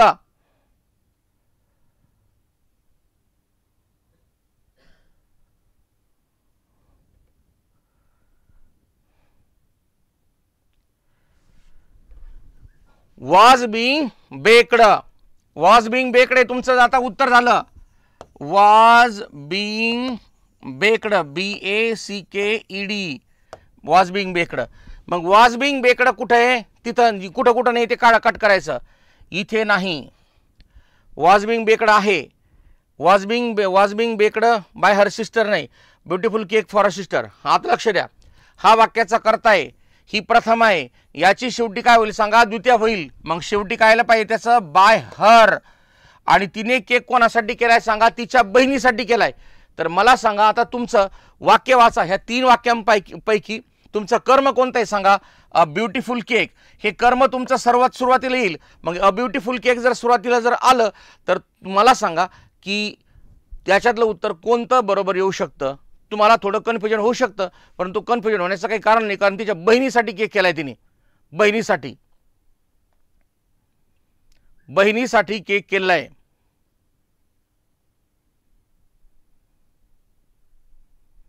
तुमचं कन्फ्युजन आहे 2 आणि 1 मध्ये. मी सांगतो तुम्हाला 2 आणि 1 मध्ये कन्फ्युजन का झालंय तुमचं. लेकरांनो मला सांगा, a beautiful cake was being caked by her sister. By her सिस्टरचा संबंध काय, तिच्या बहिणीला केलाय त्यांनी. बाय हर सिस्टर, बहिणीने केकच नाही केलेला, तिने केलाय. मग या ठिकाणी हे तुमचं उत्तर होऊ शकत नाही. तिच्या बहिणीने कुठं केक केलाय, तिने केलाय बहिणीसाठी. मग याचं सीओचं होईल बाय हर. मग बाय हर इथं बरोबर आहे. आणि कोणासाठी केलाय तर या ठिकाणी फॉर हर सिस्टर. म्हणून तुमचं उत्तर क्रमांक फक्त 1च येईल तुमचं. अहो तिथं वाक्य डायरेक्ट धडधडीत चुकलंय ना. तिच्या बहिणीला केक करायला लावलं तुम्ही, तिने केला असून. लताने आशासाठी केक केला, तुम्ही आशालाच केक करायला लावलाय, लताने केक केलाय. ठीक आहे, उत्तर क्रमांक तुमचं 1 नंबरचा. पुढचा मुद्दा आहे आता, माय प्रोफेसर नेव्हर डाउट्स माय इंटेन्शन्स. आता लक्ष द्या, वाक्याचा कर्ता कोण आहे सांगा, हा जाईल पाठीमागं कुठं शेवटी, बाय माय प्रोफेसर सगळीकडे तसंच घेतलंय. बाय इंटेन्शन्स हे कर्म आहे, हे कर्म सुरुवातीला येईल. पण डाऊट्स हा वर्तमान काळातला शब्द आहे आणि इंटेन्शन्स किती वचनी आहे सांगा, अनेक वचनी. मग बाळांनो हे ॲडव्हर्ब आहे, हे याला सोडून राहणार नाही, हे प्लस राहील इथं असंच. टू बी स्वरूप वापरायचे तुम्हाला इथं, कारण ॲडव्हर्ब हे क्रियापदाबरोबर असतं ते. मग डाऊट्स हा शब्द आहे. मग डाऊट जर म्हणलं DOUBTS याचं होईल डाऊटेड आणि वर्तमान काळ आहे. मग या ठिकाणी इथं येईल एम इज आर आणि या ठिकाणी परत नेव्हर राहील इथं, कारण का नेव्हर हे ॲडव्हर्ब आहे. तर मला सांगा माय इंटेन्शन्स किती वचनी आहे सांगा, अनेक वचनी. तर उत्तर सांगा मला, याचं उत्तर काय होऊ शकतं, उत्तर काय होऊ शकतं तेवढं मला सांगा. आता माय इंटेन्शन जर वाक्याचं कर्म आहे तर ते सुरुवातीला घेऊन टाका. त्यानंतर नेव्हर ॲडव्हर्ब आहे, ते डाऊटच्या अगोदरच राहील तिथं.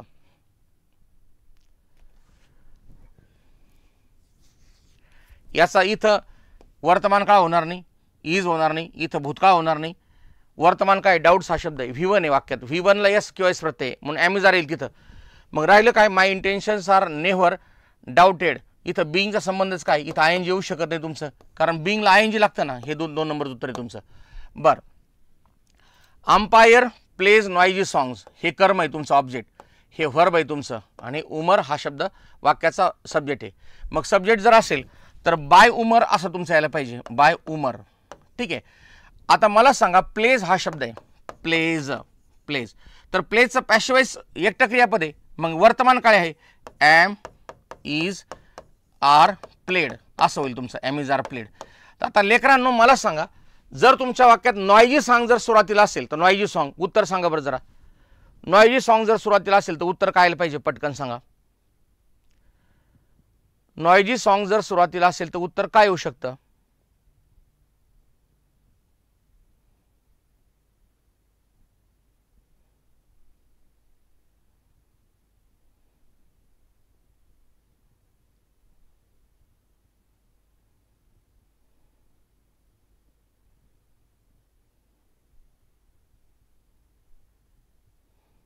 झालं.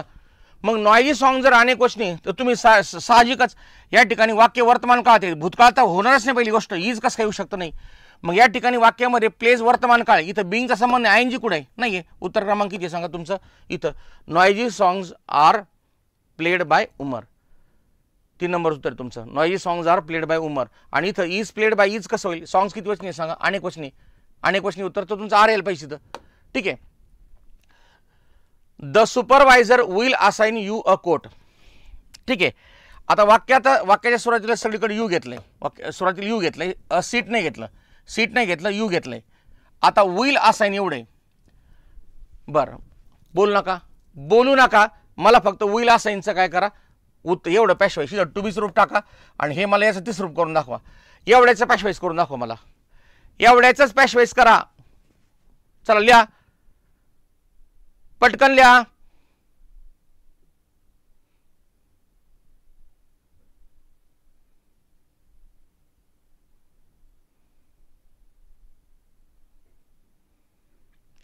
मग विल बी असाइन्ड होईल. मग वाक्यात सुरुवातीला इकडं सगळीकडेच दिले. मग विल बी असाइन्ड म्हणलं तर उत्तर सांगा लवकर, किती नंबरचं आहे, उत्तर सांगा लवकर.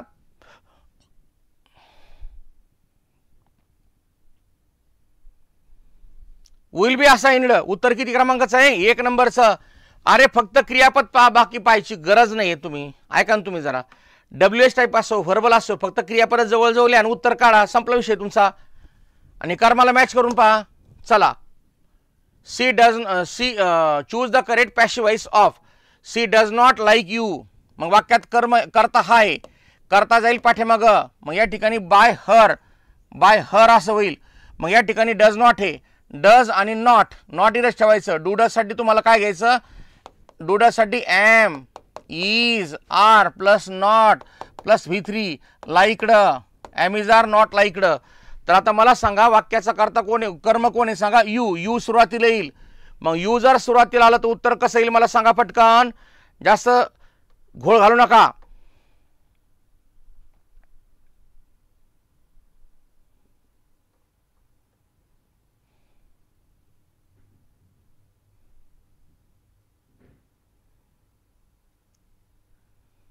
आलं का,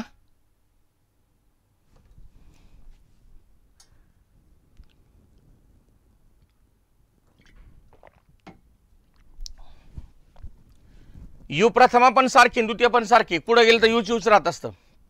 फक्त क्रियापदानंतर आलं तर द्वितीय म्हणायची, क्रियापदाच्या गेलं तर प्रथमा म्हणायची. झालं. Has anyone brought their project files. आता सगळ्यात महत्त्वाची गोष्ट, अशा प्रश्नाचं उत्तर काढताना तुम्हाला एक गोष्ट लक्षात ठेवायची की हा प्रश्न व्हर्बल क्वेश्चन आहे. बाळांनो, एक चुटकी सरसे 1 सेकंदात उत्तर निघत असताना सुद्धा आपण इतके आडेवेडे घेतो आणि इतकं उलटं पालटं काही करून ठेवतो. तर लक्ष द्या, आता वाक्यामध्ये क्रियापद कोण कोण येतं, हॅज आणि ब्रॉट. वाक्य सांगू नका मला, उत्तर सांगायचं नाही, उत्तर सांगायचं नाही. ओके, ठीक आहे. आता सगळ्यात महत्त्वाची गोष्ट, हॅज ब्रॉट आहे. हॅज नवीन शब्द, आता हॅज ब्रॉट घेतला आपण इथं, आता या ठिकाणी नवीन शब्द टाकताना हेल्पिंग वर्बानी ब्रॉट आहे V3, तर याचं उत्तर काय होईल सांगा? Has bin brought.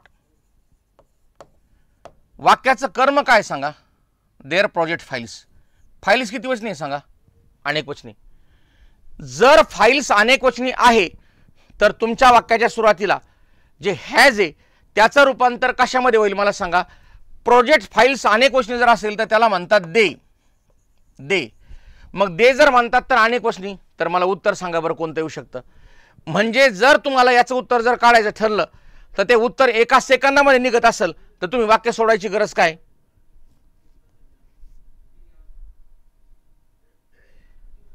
म्हणजे सगळे क्रियापद एकत्र घ्या, त्या क्रियापदांचं पॅशवाईज करा आणि पहिला शब्द कर्माशी मॅच करा. कर्म तुमचं कोणतं आहे सांगा? दे प्रोजेक्ट फाईल्स आहे. हॅजला मॅच होत नाही, हॅव करावं लागेल. एकाच ठिकाणी फक्त कोणतं आहे सांगा? जे तुमचं उत्तर आहे तर ते तुमचं उत्तर आहे. मला सांगा आता याचं उत्तर किती नंबर राहील? किती नंबर? 3 नंबरचं. मग या ठिकाणी मॅच होईल त्याला देला. Have their project files been brought by anyone, हे उत्तर तुमचं.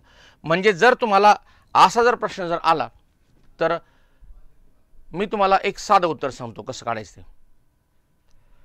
सगळ्यांनी जर लक्ष द्या बारकाईने. जर तुम्हाला हे जर पटत असेल तर तुम्ही हे करा.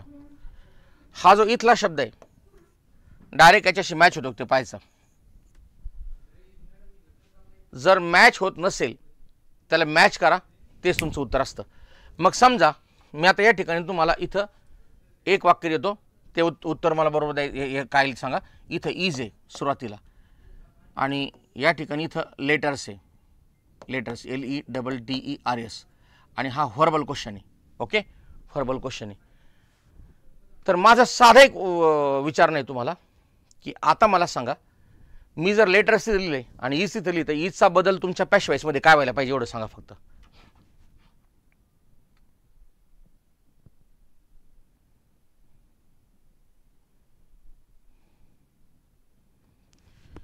इतकी सिंपल गोष्ट असताना तुम्ही जर ती चूक केली तर मग त्या विशेष नाही काही. बरं आता लक्ष द्या. या ठिकाणी सुरुवातीला डू आहे आणि या ठिकाणी इथं मी लिहिलं तुम्हाला डूच्या ठिकाणी इथं लिहिलं क्रिकेट क्वेश्चन मार्क. आता बाळांनो मी इथं क्वेश्चन मार्क दिला, क्रिकेट दिलं, इथं डू आहे आणि क्रिकेट आहे क्वेश्चन मार्क आहे. तर माझा एक प्रश्न आहे तुम्हाला, डू साठी ॲमेझार घेतो आपण आणि डीड साठी वॉजवेअर घेतो. उत्तर सांगायचं मला इथं काय तिथं इथं उत्तर काय? डू साठी ॲमेझार असतं आणि डीड साठी वॉजवेअर असतं. आता उत्तर सांगा व्हर्बल क्वेश्चन मध्ये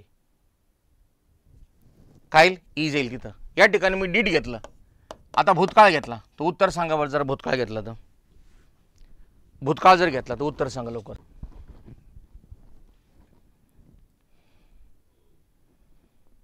भूतकाळ घेतला, उत्तर सांगा लवकर पटकन.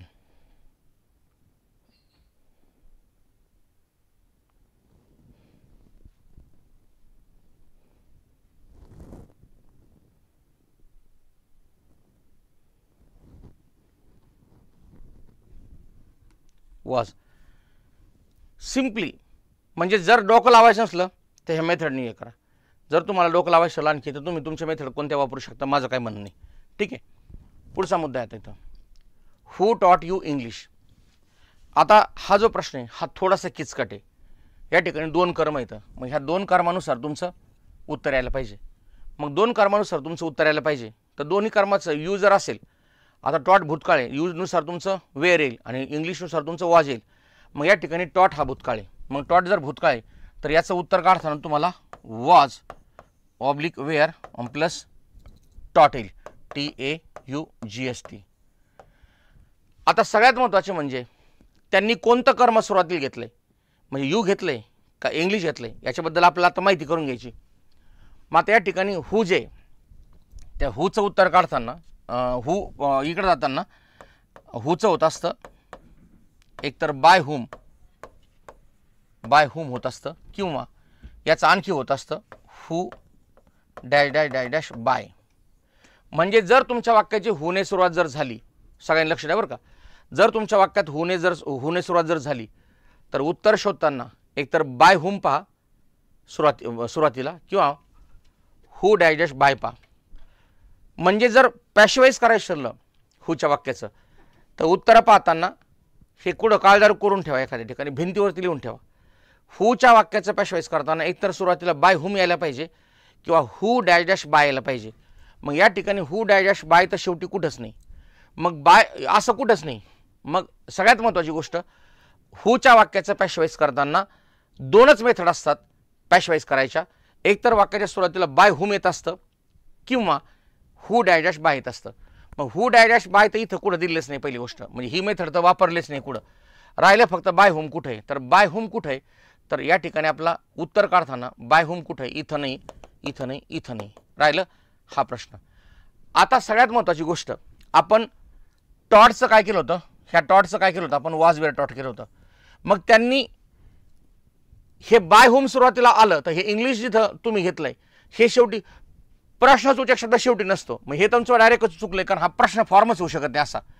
राहिला फक्त तर इथं जे सुरुवातीला घेतलंय याच्यात तुम्हाला नेमकं कर्म कोणतं घेतलं आणि कोणत्या कर्मानुसार हे केलंय पहा.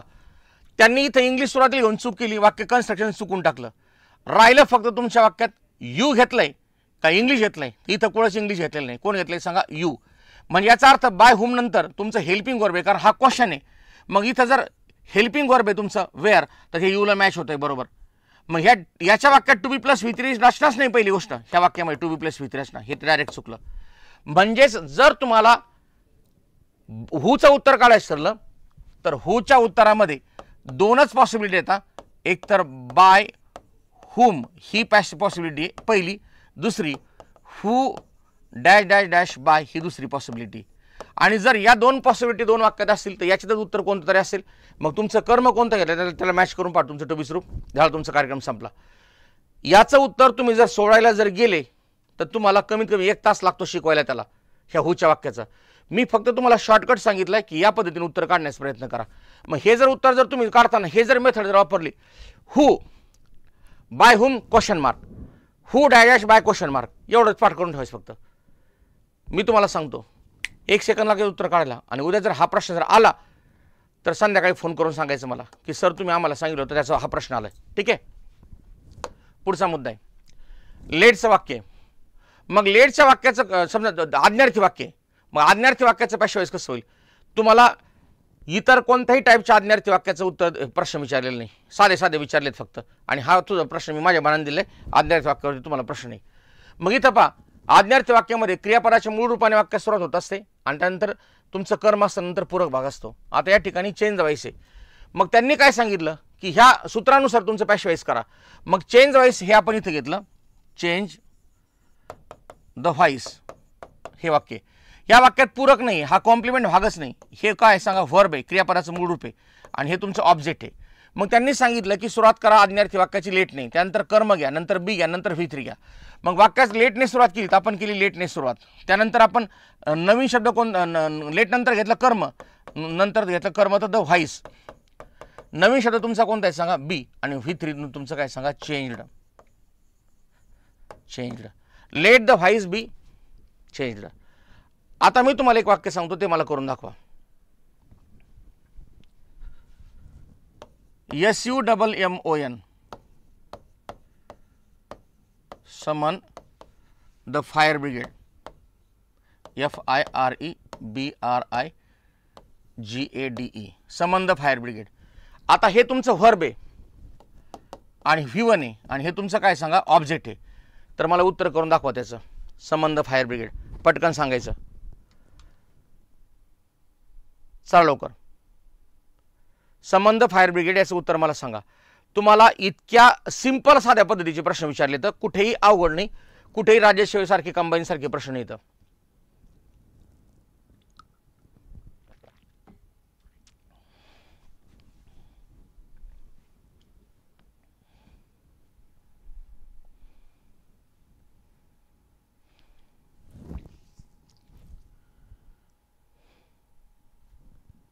Late the fire brigade be summoned. ठीक आहे, झालं. आता पॅसिव्हचे ॲक्टिव्ह. आता पॅसिव्हचे ॲक्टिव्ह करताना बाळांनो आता लक्ष द्या तिकडे, ते राहू द्या तुमचं. आता मी काय सांगतो ते लक्ष द्या. सगळ्यात महत्त्वाची गोष्ट, पॅसिव्हचे ॲक्टिव्ह करताना तुम्हाला बरेच वाक्य पॅसिव्हचे उलटे करायला सांगितलेले आहेत. तर सगळ्यांनी छानपैकी लक्ष द्या. Many types of beautiful toys were being sold by them at the market. आता सगळ्यात पहिली गोष्ट, बाय वापरले टू बी प्लस व्ही3 नाही म्हणजे पॅश व्हायचं वाक्य. बाय कट करा, बाय कट करा. बायच्या नंतर तुमचा करता कोण आहे सांगा? हा करता आहे तुमचा द्वितीयच्या स्वरूपात, तो सुरुवातीला घ्या. आणि ॲट द मार्केट प्लेस किंवा ॲट द मार्केट हे तुमचा पूरक भाग आहे, तो कुठेही लिहिला तर चालतो. ॲट द मार्केट सुरुवातीला लिहा, कुठेही लिहा, काय फरक पडत नाही.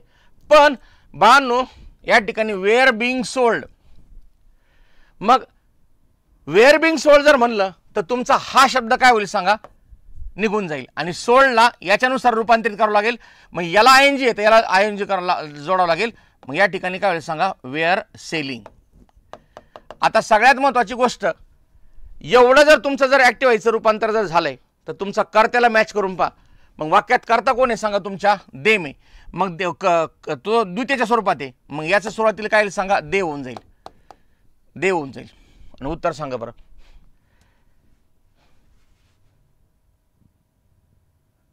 उत्तर सांगा बरं जरा.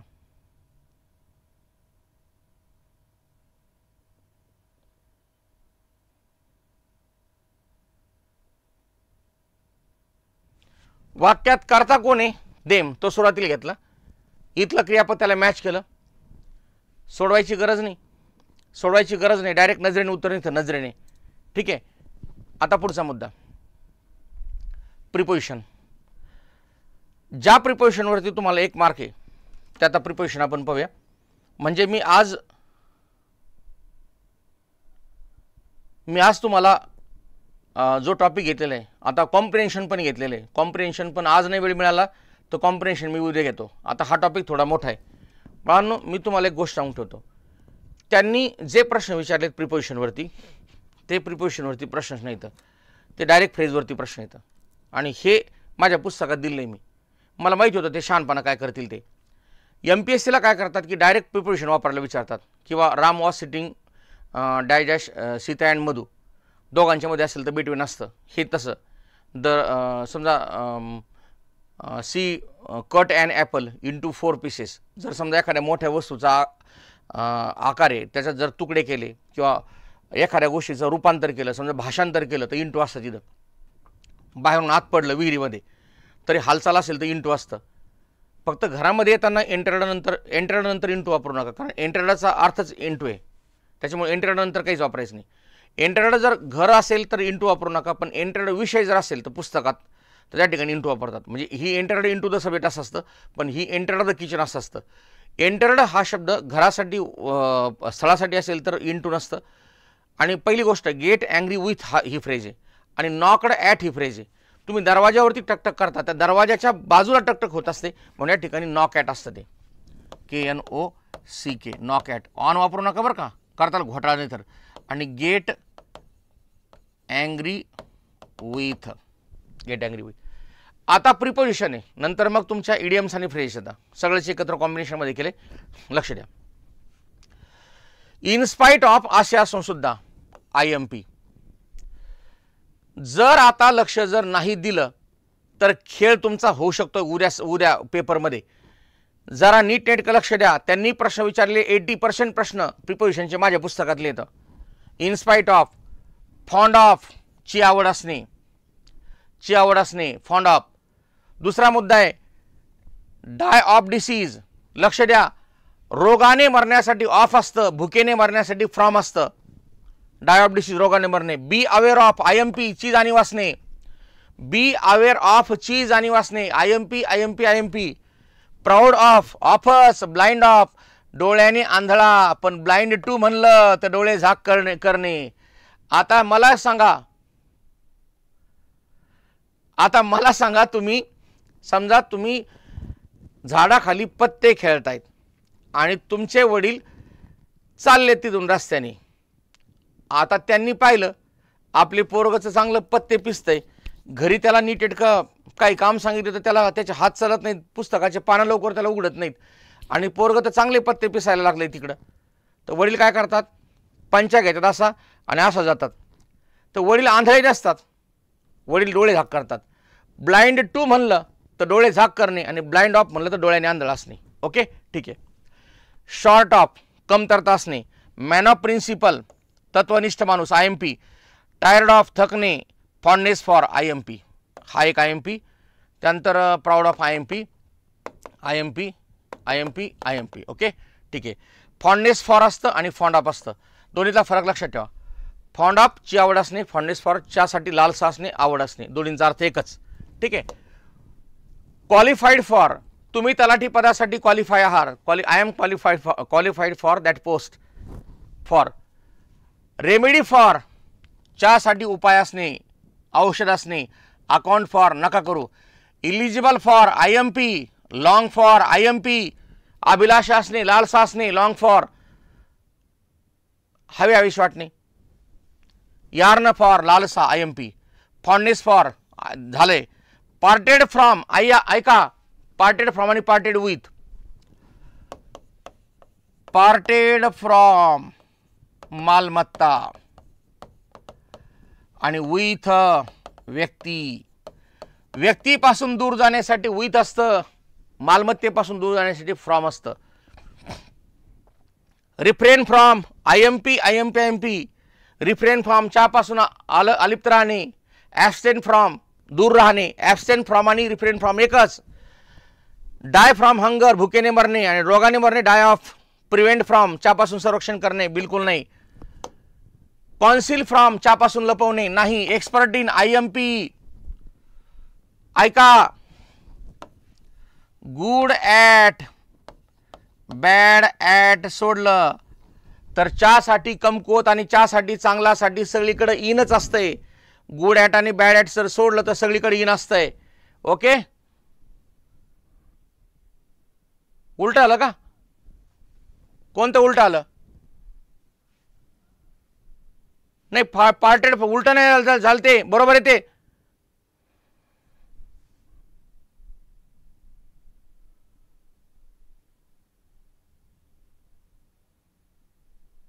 ठीक आहे, बरं झालं.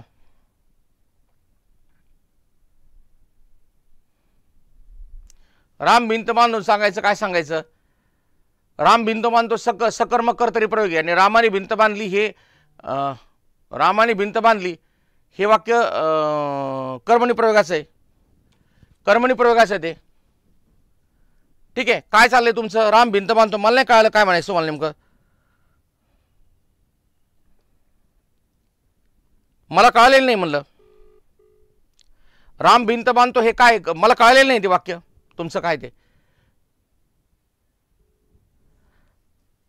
बाळांनो, मला एक सांगा की राम भिंत बांधतो हे जर तो वाक्य तुम्हाला कळत म्हणजे सकर्मक आहे की आकर्मक आहे? मला प्रश्न विचारला नाही तुम्ही, मला प्रश्न विचारा नेमकं काय ते. प्रश्न तर विचारा मला,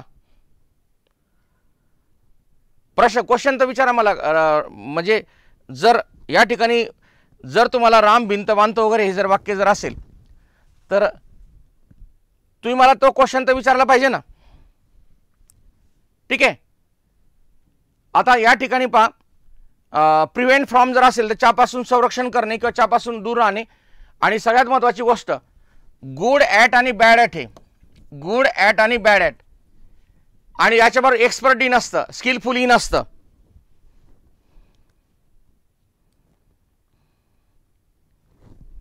ठीक आहे,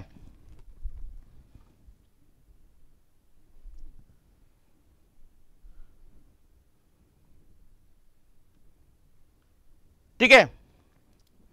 आता लक्ष द्या, ऐका. पार्टेड फ्रॉम स्थावर मालमत्तेपासून दूर असतं आणि पार्टेड विथ हे नसतं, व्यक्तीपासून दूर जाण्यासाठी असतं. ते त्यांनी काही गोंधळ घालून ठेवला असतं ना, मला माहिती नाही ते. ठीक आहे, पुढे पहा. स्किलफुल इन, ॲक्युरेट इन, हे सगळे इनच येतं. Believe in, IMP. Interested in, IMP. Weak in, IMP. Take pride in, IMP. Die in an accident. ऐका आता, डाय इन अन ॲक्सिडेंट आणि meet with in an accident. Die in an accident आणि meet with an accident. Meet म्हणजे meet बरोबर with असतं आणि डाय बरोबर in असतं. म्हणजे जर ॲक्सिडेंट जर झाला तर डाय इन असतं आणि मीट विथ असतं. लक्षात ठेवा, मीट विथ असतं. Meet with.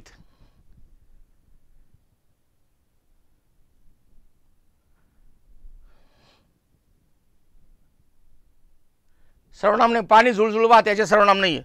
ठीक आहे. Take pride, die in an accident, अपघातात मरण, इथं इन वापरलंय.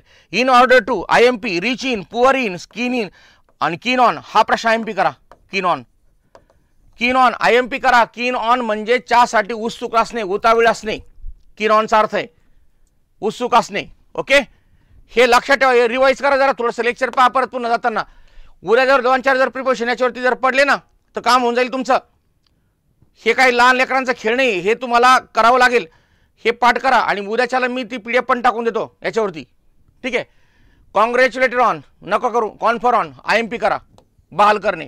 सिनियर टू खूप खूप IMP, ज्युनियर टू खूप खूप IMP, फेथफुल टू नका करू, सुपिरियर टू खूप IMP, ब्लाइंड टू म्हणजे डोळे झाक करणे, फॅमिलियर टू नका करू, prefer to IMP, preferable to IMP, addicted to IMP, introduce to नका करू,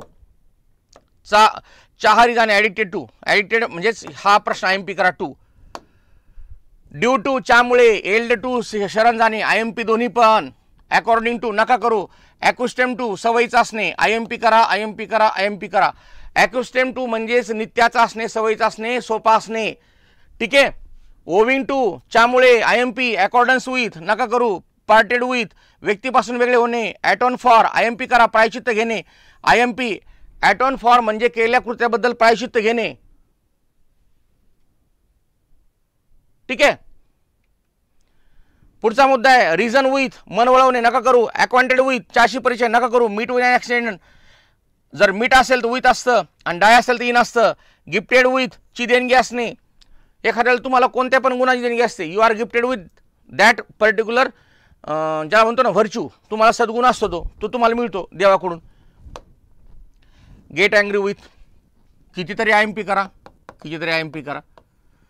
गिव अवे बहाल करणे, गिव अवे बहाल करणे. टेक ऑफ उड्डाण करणे. लीन अगेन्स्ट, भिंतीला टेकून बसा, झाडाला टेकून बसा, च्या विरुद्ध बाजूला बसणे, लीन अगेन्स्ट. ओके, ठीक आहे.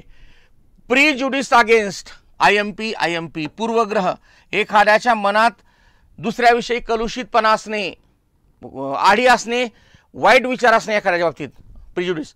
ॲट वन्स डिस्पोजल, उपयोगासाठी हजर असणे IMP करा.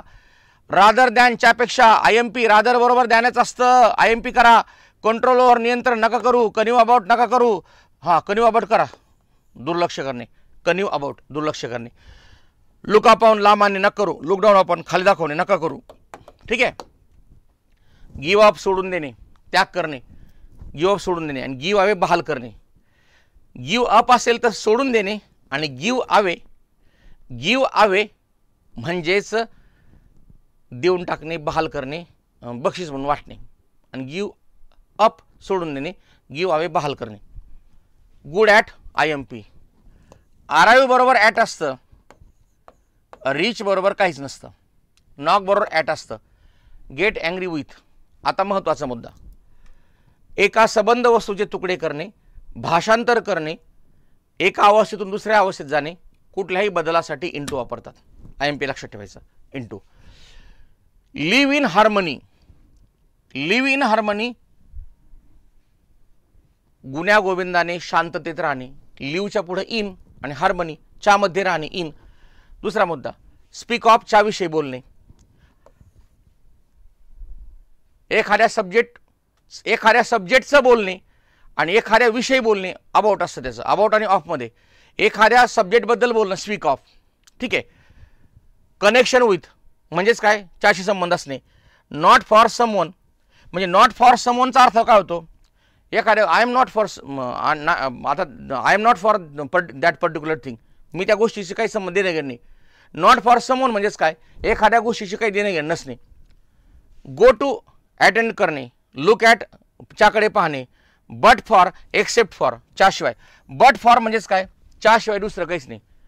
आता I am but for help you म्हणजे मी इथं उपस्थित आहे फक्त तुला मदत करण्यासाठी, बाकी दुसरं काहीच नाही. कशाला आला तू, कशाला आला, तुला मदत कर, बट फॉर हेल्प यू, तुला मदत करण्यासाठी.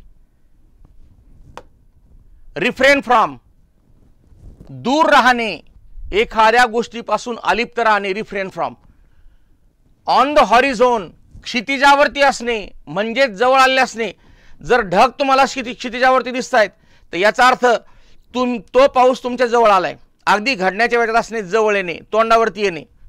जसं फ्रॉट विथ, चिंताग्रस्त होणे, फ्रॉट म्हणजे चिंता. रिकॉन्सिल्ड टू, ॲक्सेप्ट, एखादी नकोशी गोष्ट मान्य करणे.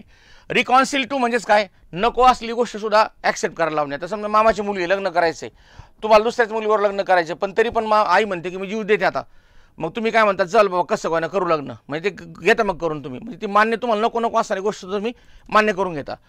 कॉल आउट, बोलावणे, हाक देणे, IMP करा. टू प्लॅन फॉर, नियोजन करणे, प्लॅन फॉर, च्या गोष्टीसाठी नियोजन करणे, IMP.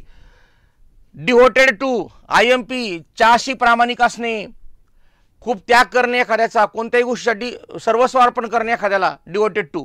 ओके, ठीक आहे. Free, face problem with, face with, सामोरे जाणे. स्लॅप्ड ऑन समवन्स फेस, एखाद्याच्या थोबड्यावरती झापड मारणे, दरवाजे बंद करणे, याला स्लॅप ऑन म्हणतात, लक्षात ठेवा. ट्रस्ट इन, एखाद्यावरती विश्वास करणे, IMP करा हा पण प्रश्न.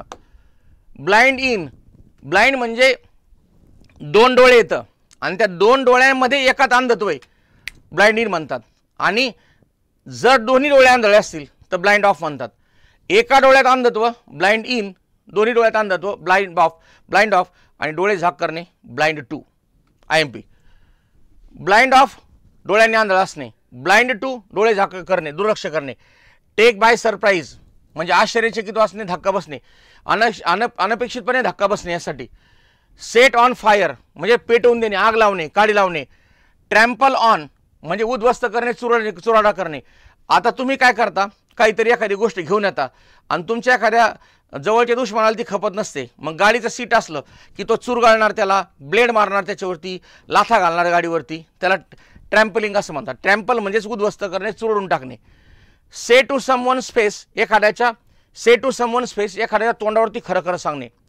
से स्ट्रेट टू समवन समथिंग, एखादी गोष्ट थोड्यावरती बोलणं, याला से टू समवन स्पेस म्हणतात.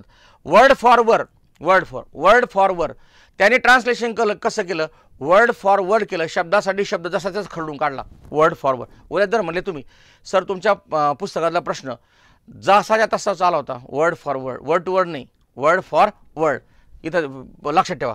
रेसाइड इन, च्यामध्ये रहिवास करणे. पिक अ क्वारल विथ, भांडण एखाद्यावर घेणे. कॅपेबल ऑफ, च्यासाठी क्षमता असणे किंवा लायक असणे. इन डिटेल, अगदी तपशीलवार, डिटेल बरोबर इन असतं, लक्षात ठेवा. आणि टर्न आउट, निष्पन्न होणे, IMP करा. एखादी गोष्ट, आता समजा तुम्हाला माहितीच नाही हा माणूस कोण आहे आणि तो तुमच्या मित्राचा बाप निघतो लगेच पुढं, मग तू म्हणता टर्न ऑन, ही म्हणजे काळाच्या ओघात तो त्याचा वडील आहे तुम्हाला कळतं. त्यानंतर गेट पोझिशन ऑफ, ताबा घेणे. रिझेंबल बरोबर प्रिपोजिशन नाही, एम्फसाइज बरोबर प्रिपोजिशन नाही, डिस्कस बरोबर प्रिपोजिशन नाही, आणि रिच्ड बरोबर प्रिपोजिशन नाही. IMP.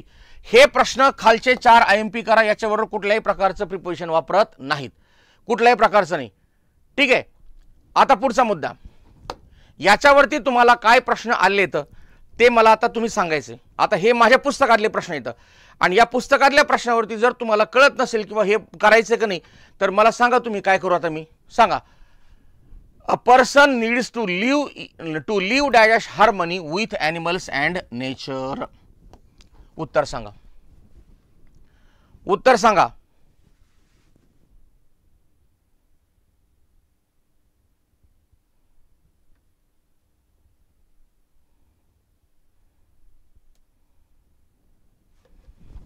सांगायचं, पटकन टाईप करा.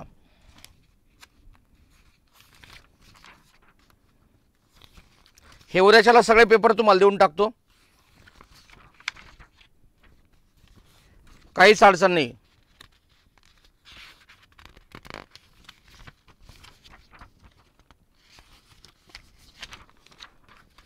ओके, आलं उत्तर. Leave in harmony he phrase आहे. काय, लिव्ह इन हार्मनी. ओके, पुढचा प्रश्न आहे. He went dash the house and waited for his mother. तो बाहेरून आतमध्ये गेला घरामध्ये आणि आईची वाट पाहिली. उत्तर सांगा लवकर. बाहेरून आत जाण्यासाठी काय वापरणार, लवकर सांगा लवकर.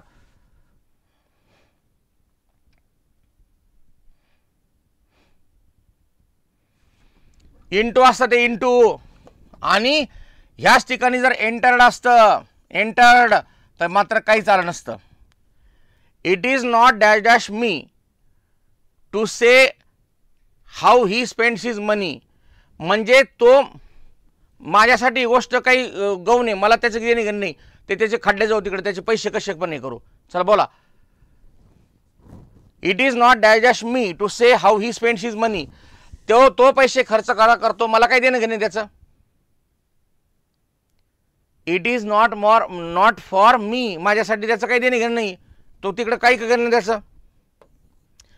We are really bad dash predicting future costs of our assets.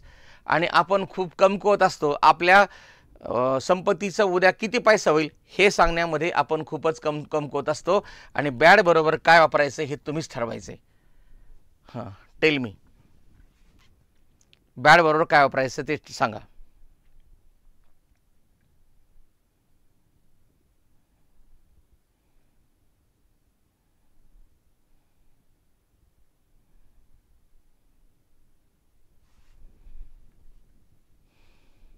Bad at, good at. 4 नंबरचं उत्तर किती नंबरचं आहे सांगा. 4 नंबरचं उत्तर, 4 नंबरचं उत्तर bad at.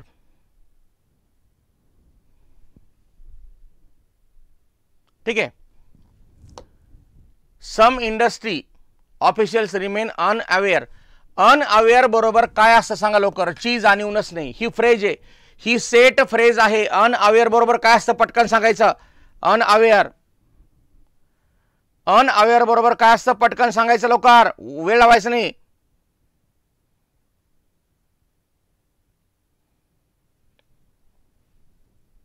Unaware of. Sushmita is always very कीन. कीन बरोबर काय असतं. साठी उतावळे, साठी उतावीळ असणे, साठी उतावीळ असणे. उत्तर सांगा.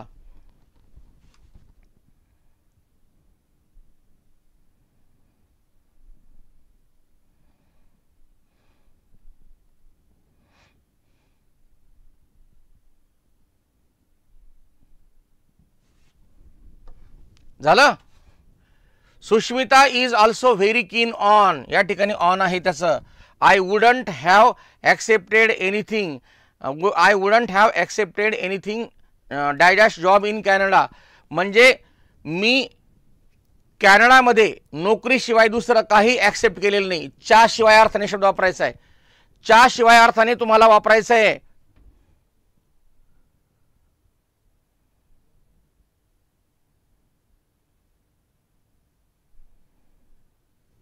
मी कुठलीही गोष्ट जॉब शिवाय काहीच हे नाही केलं. एक्सेप्ट च्या शिवाय अर्थाने. I wouldn't be here, I wouldn't be in here dash your help. मी इथं आलोच नसतो परंतु फक्त तुझ्या मदतीसाठी. परंतु फक्त यासाठी अर्थाने शब्द वापरायचा आहे. परंतु फक्त या अर्थाने शब्द वापरायचा आहे. परंतु फक्त या अर्थाने शब्द वापरायचा आहे. कोणता. But for. हे पहिल्यांदा विचारलं बरं का, एमपीएससी मध्ये प्रश्न विचारलेला नाही. हे बट फॉर आहे, आयएमपी करा. त्यानंतर he has been told by the doctor to refrain digest exercising for a week. व्यायामापासून दूर राहा. रिफ्रेनच्या पुढे काय असतं लिहून दिलंय. तुमच्याकडे आहे, तुमच्याकडे आहे, पटकन सांगा लवकर. रिफ्रेन बरोबर काय असतं.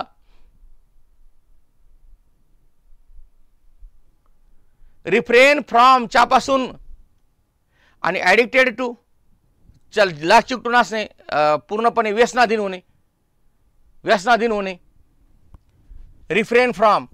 Choose the most appropriate preposition to fill in the blank. Please understand that you need to apologise dash your unruly behaviour. Apologise म्हणजे च्यासाठी माफी मागणे. मग च्यासाठी माफी मागण्यासाठी सुद्धा तुम्हाला काय करायचं, उत्तर सांगायचंय. मग च्यासाठी माफी मागणे सांगा. ॲपोलॉगाइज पटकन सांगा लवकर. 10 नंबरचा प्रश्न आहे.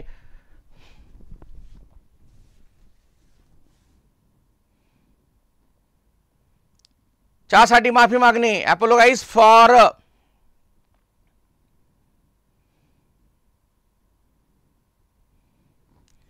ॲपोलॉगाइज फॉर. बर.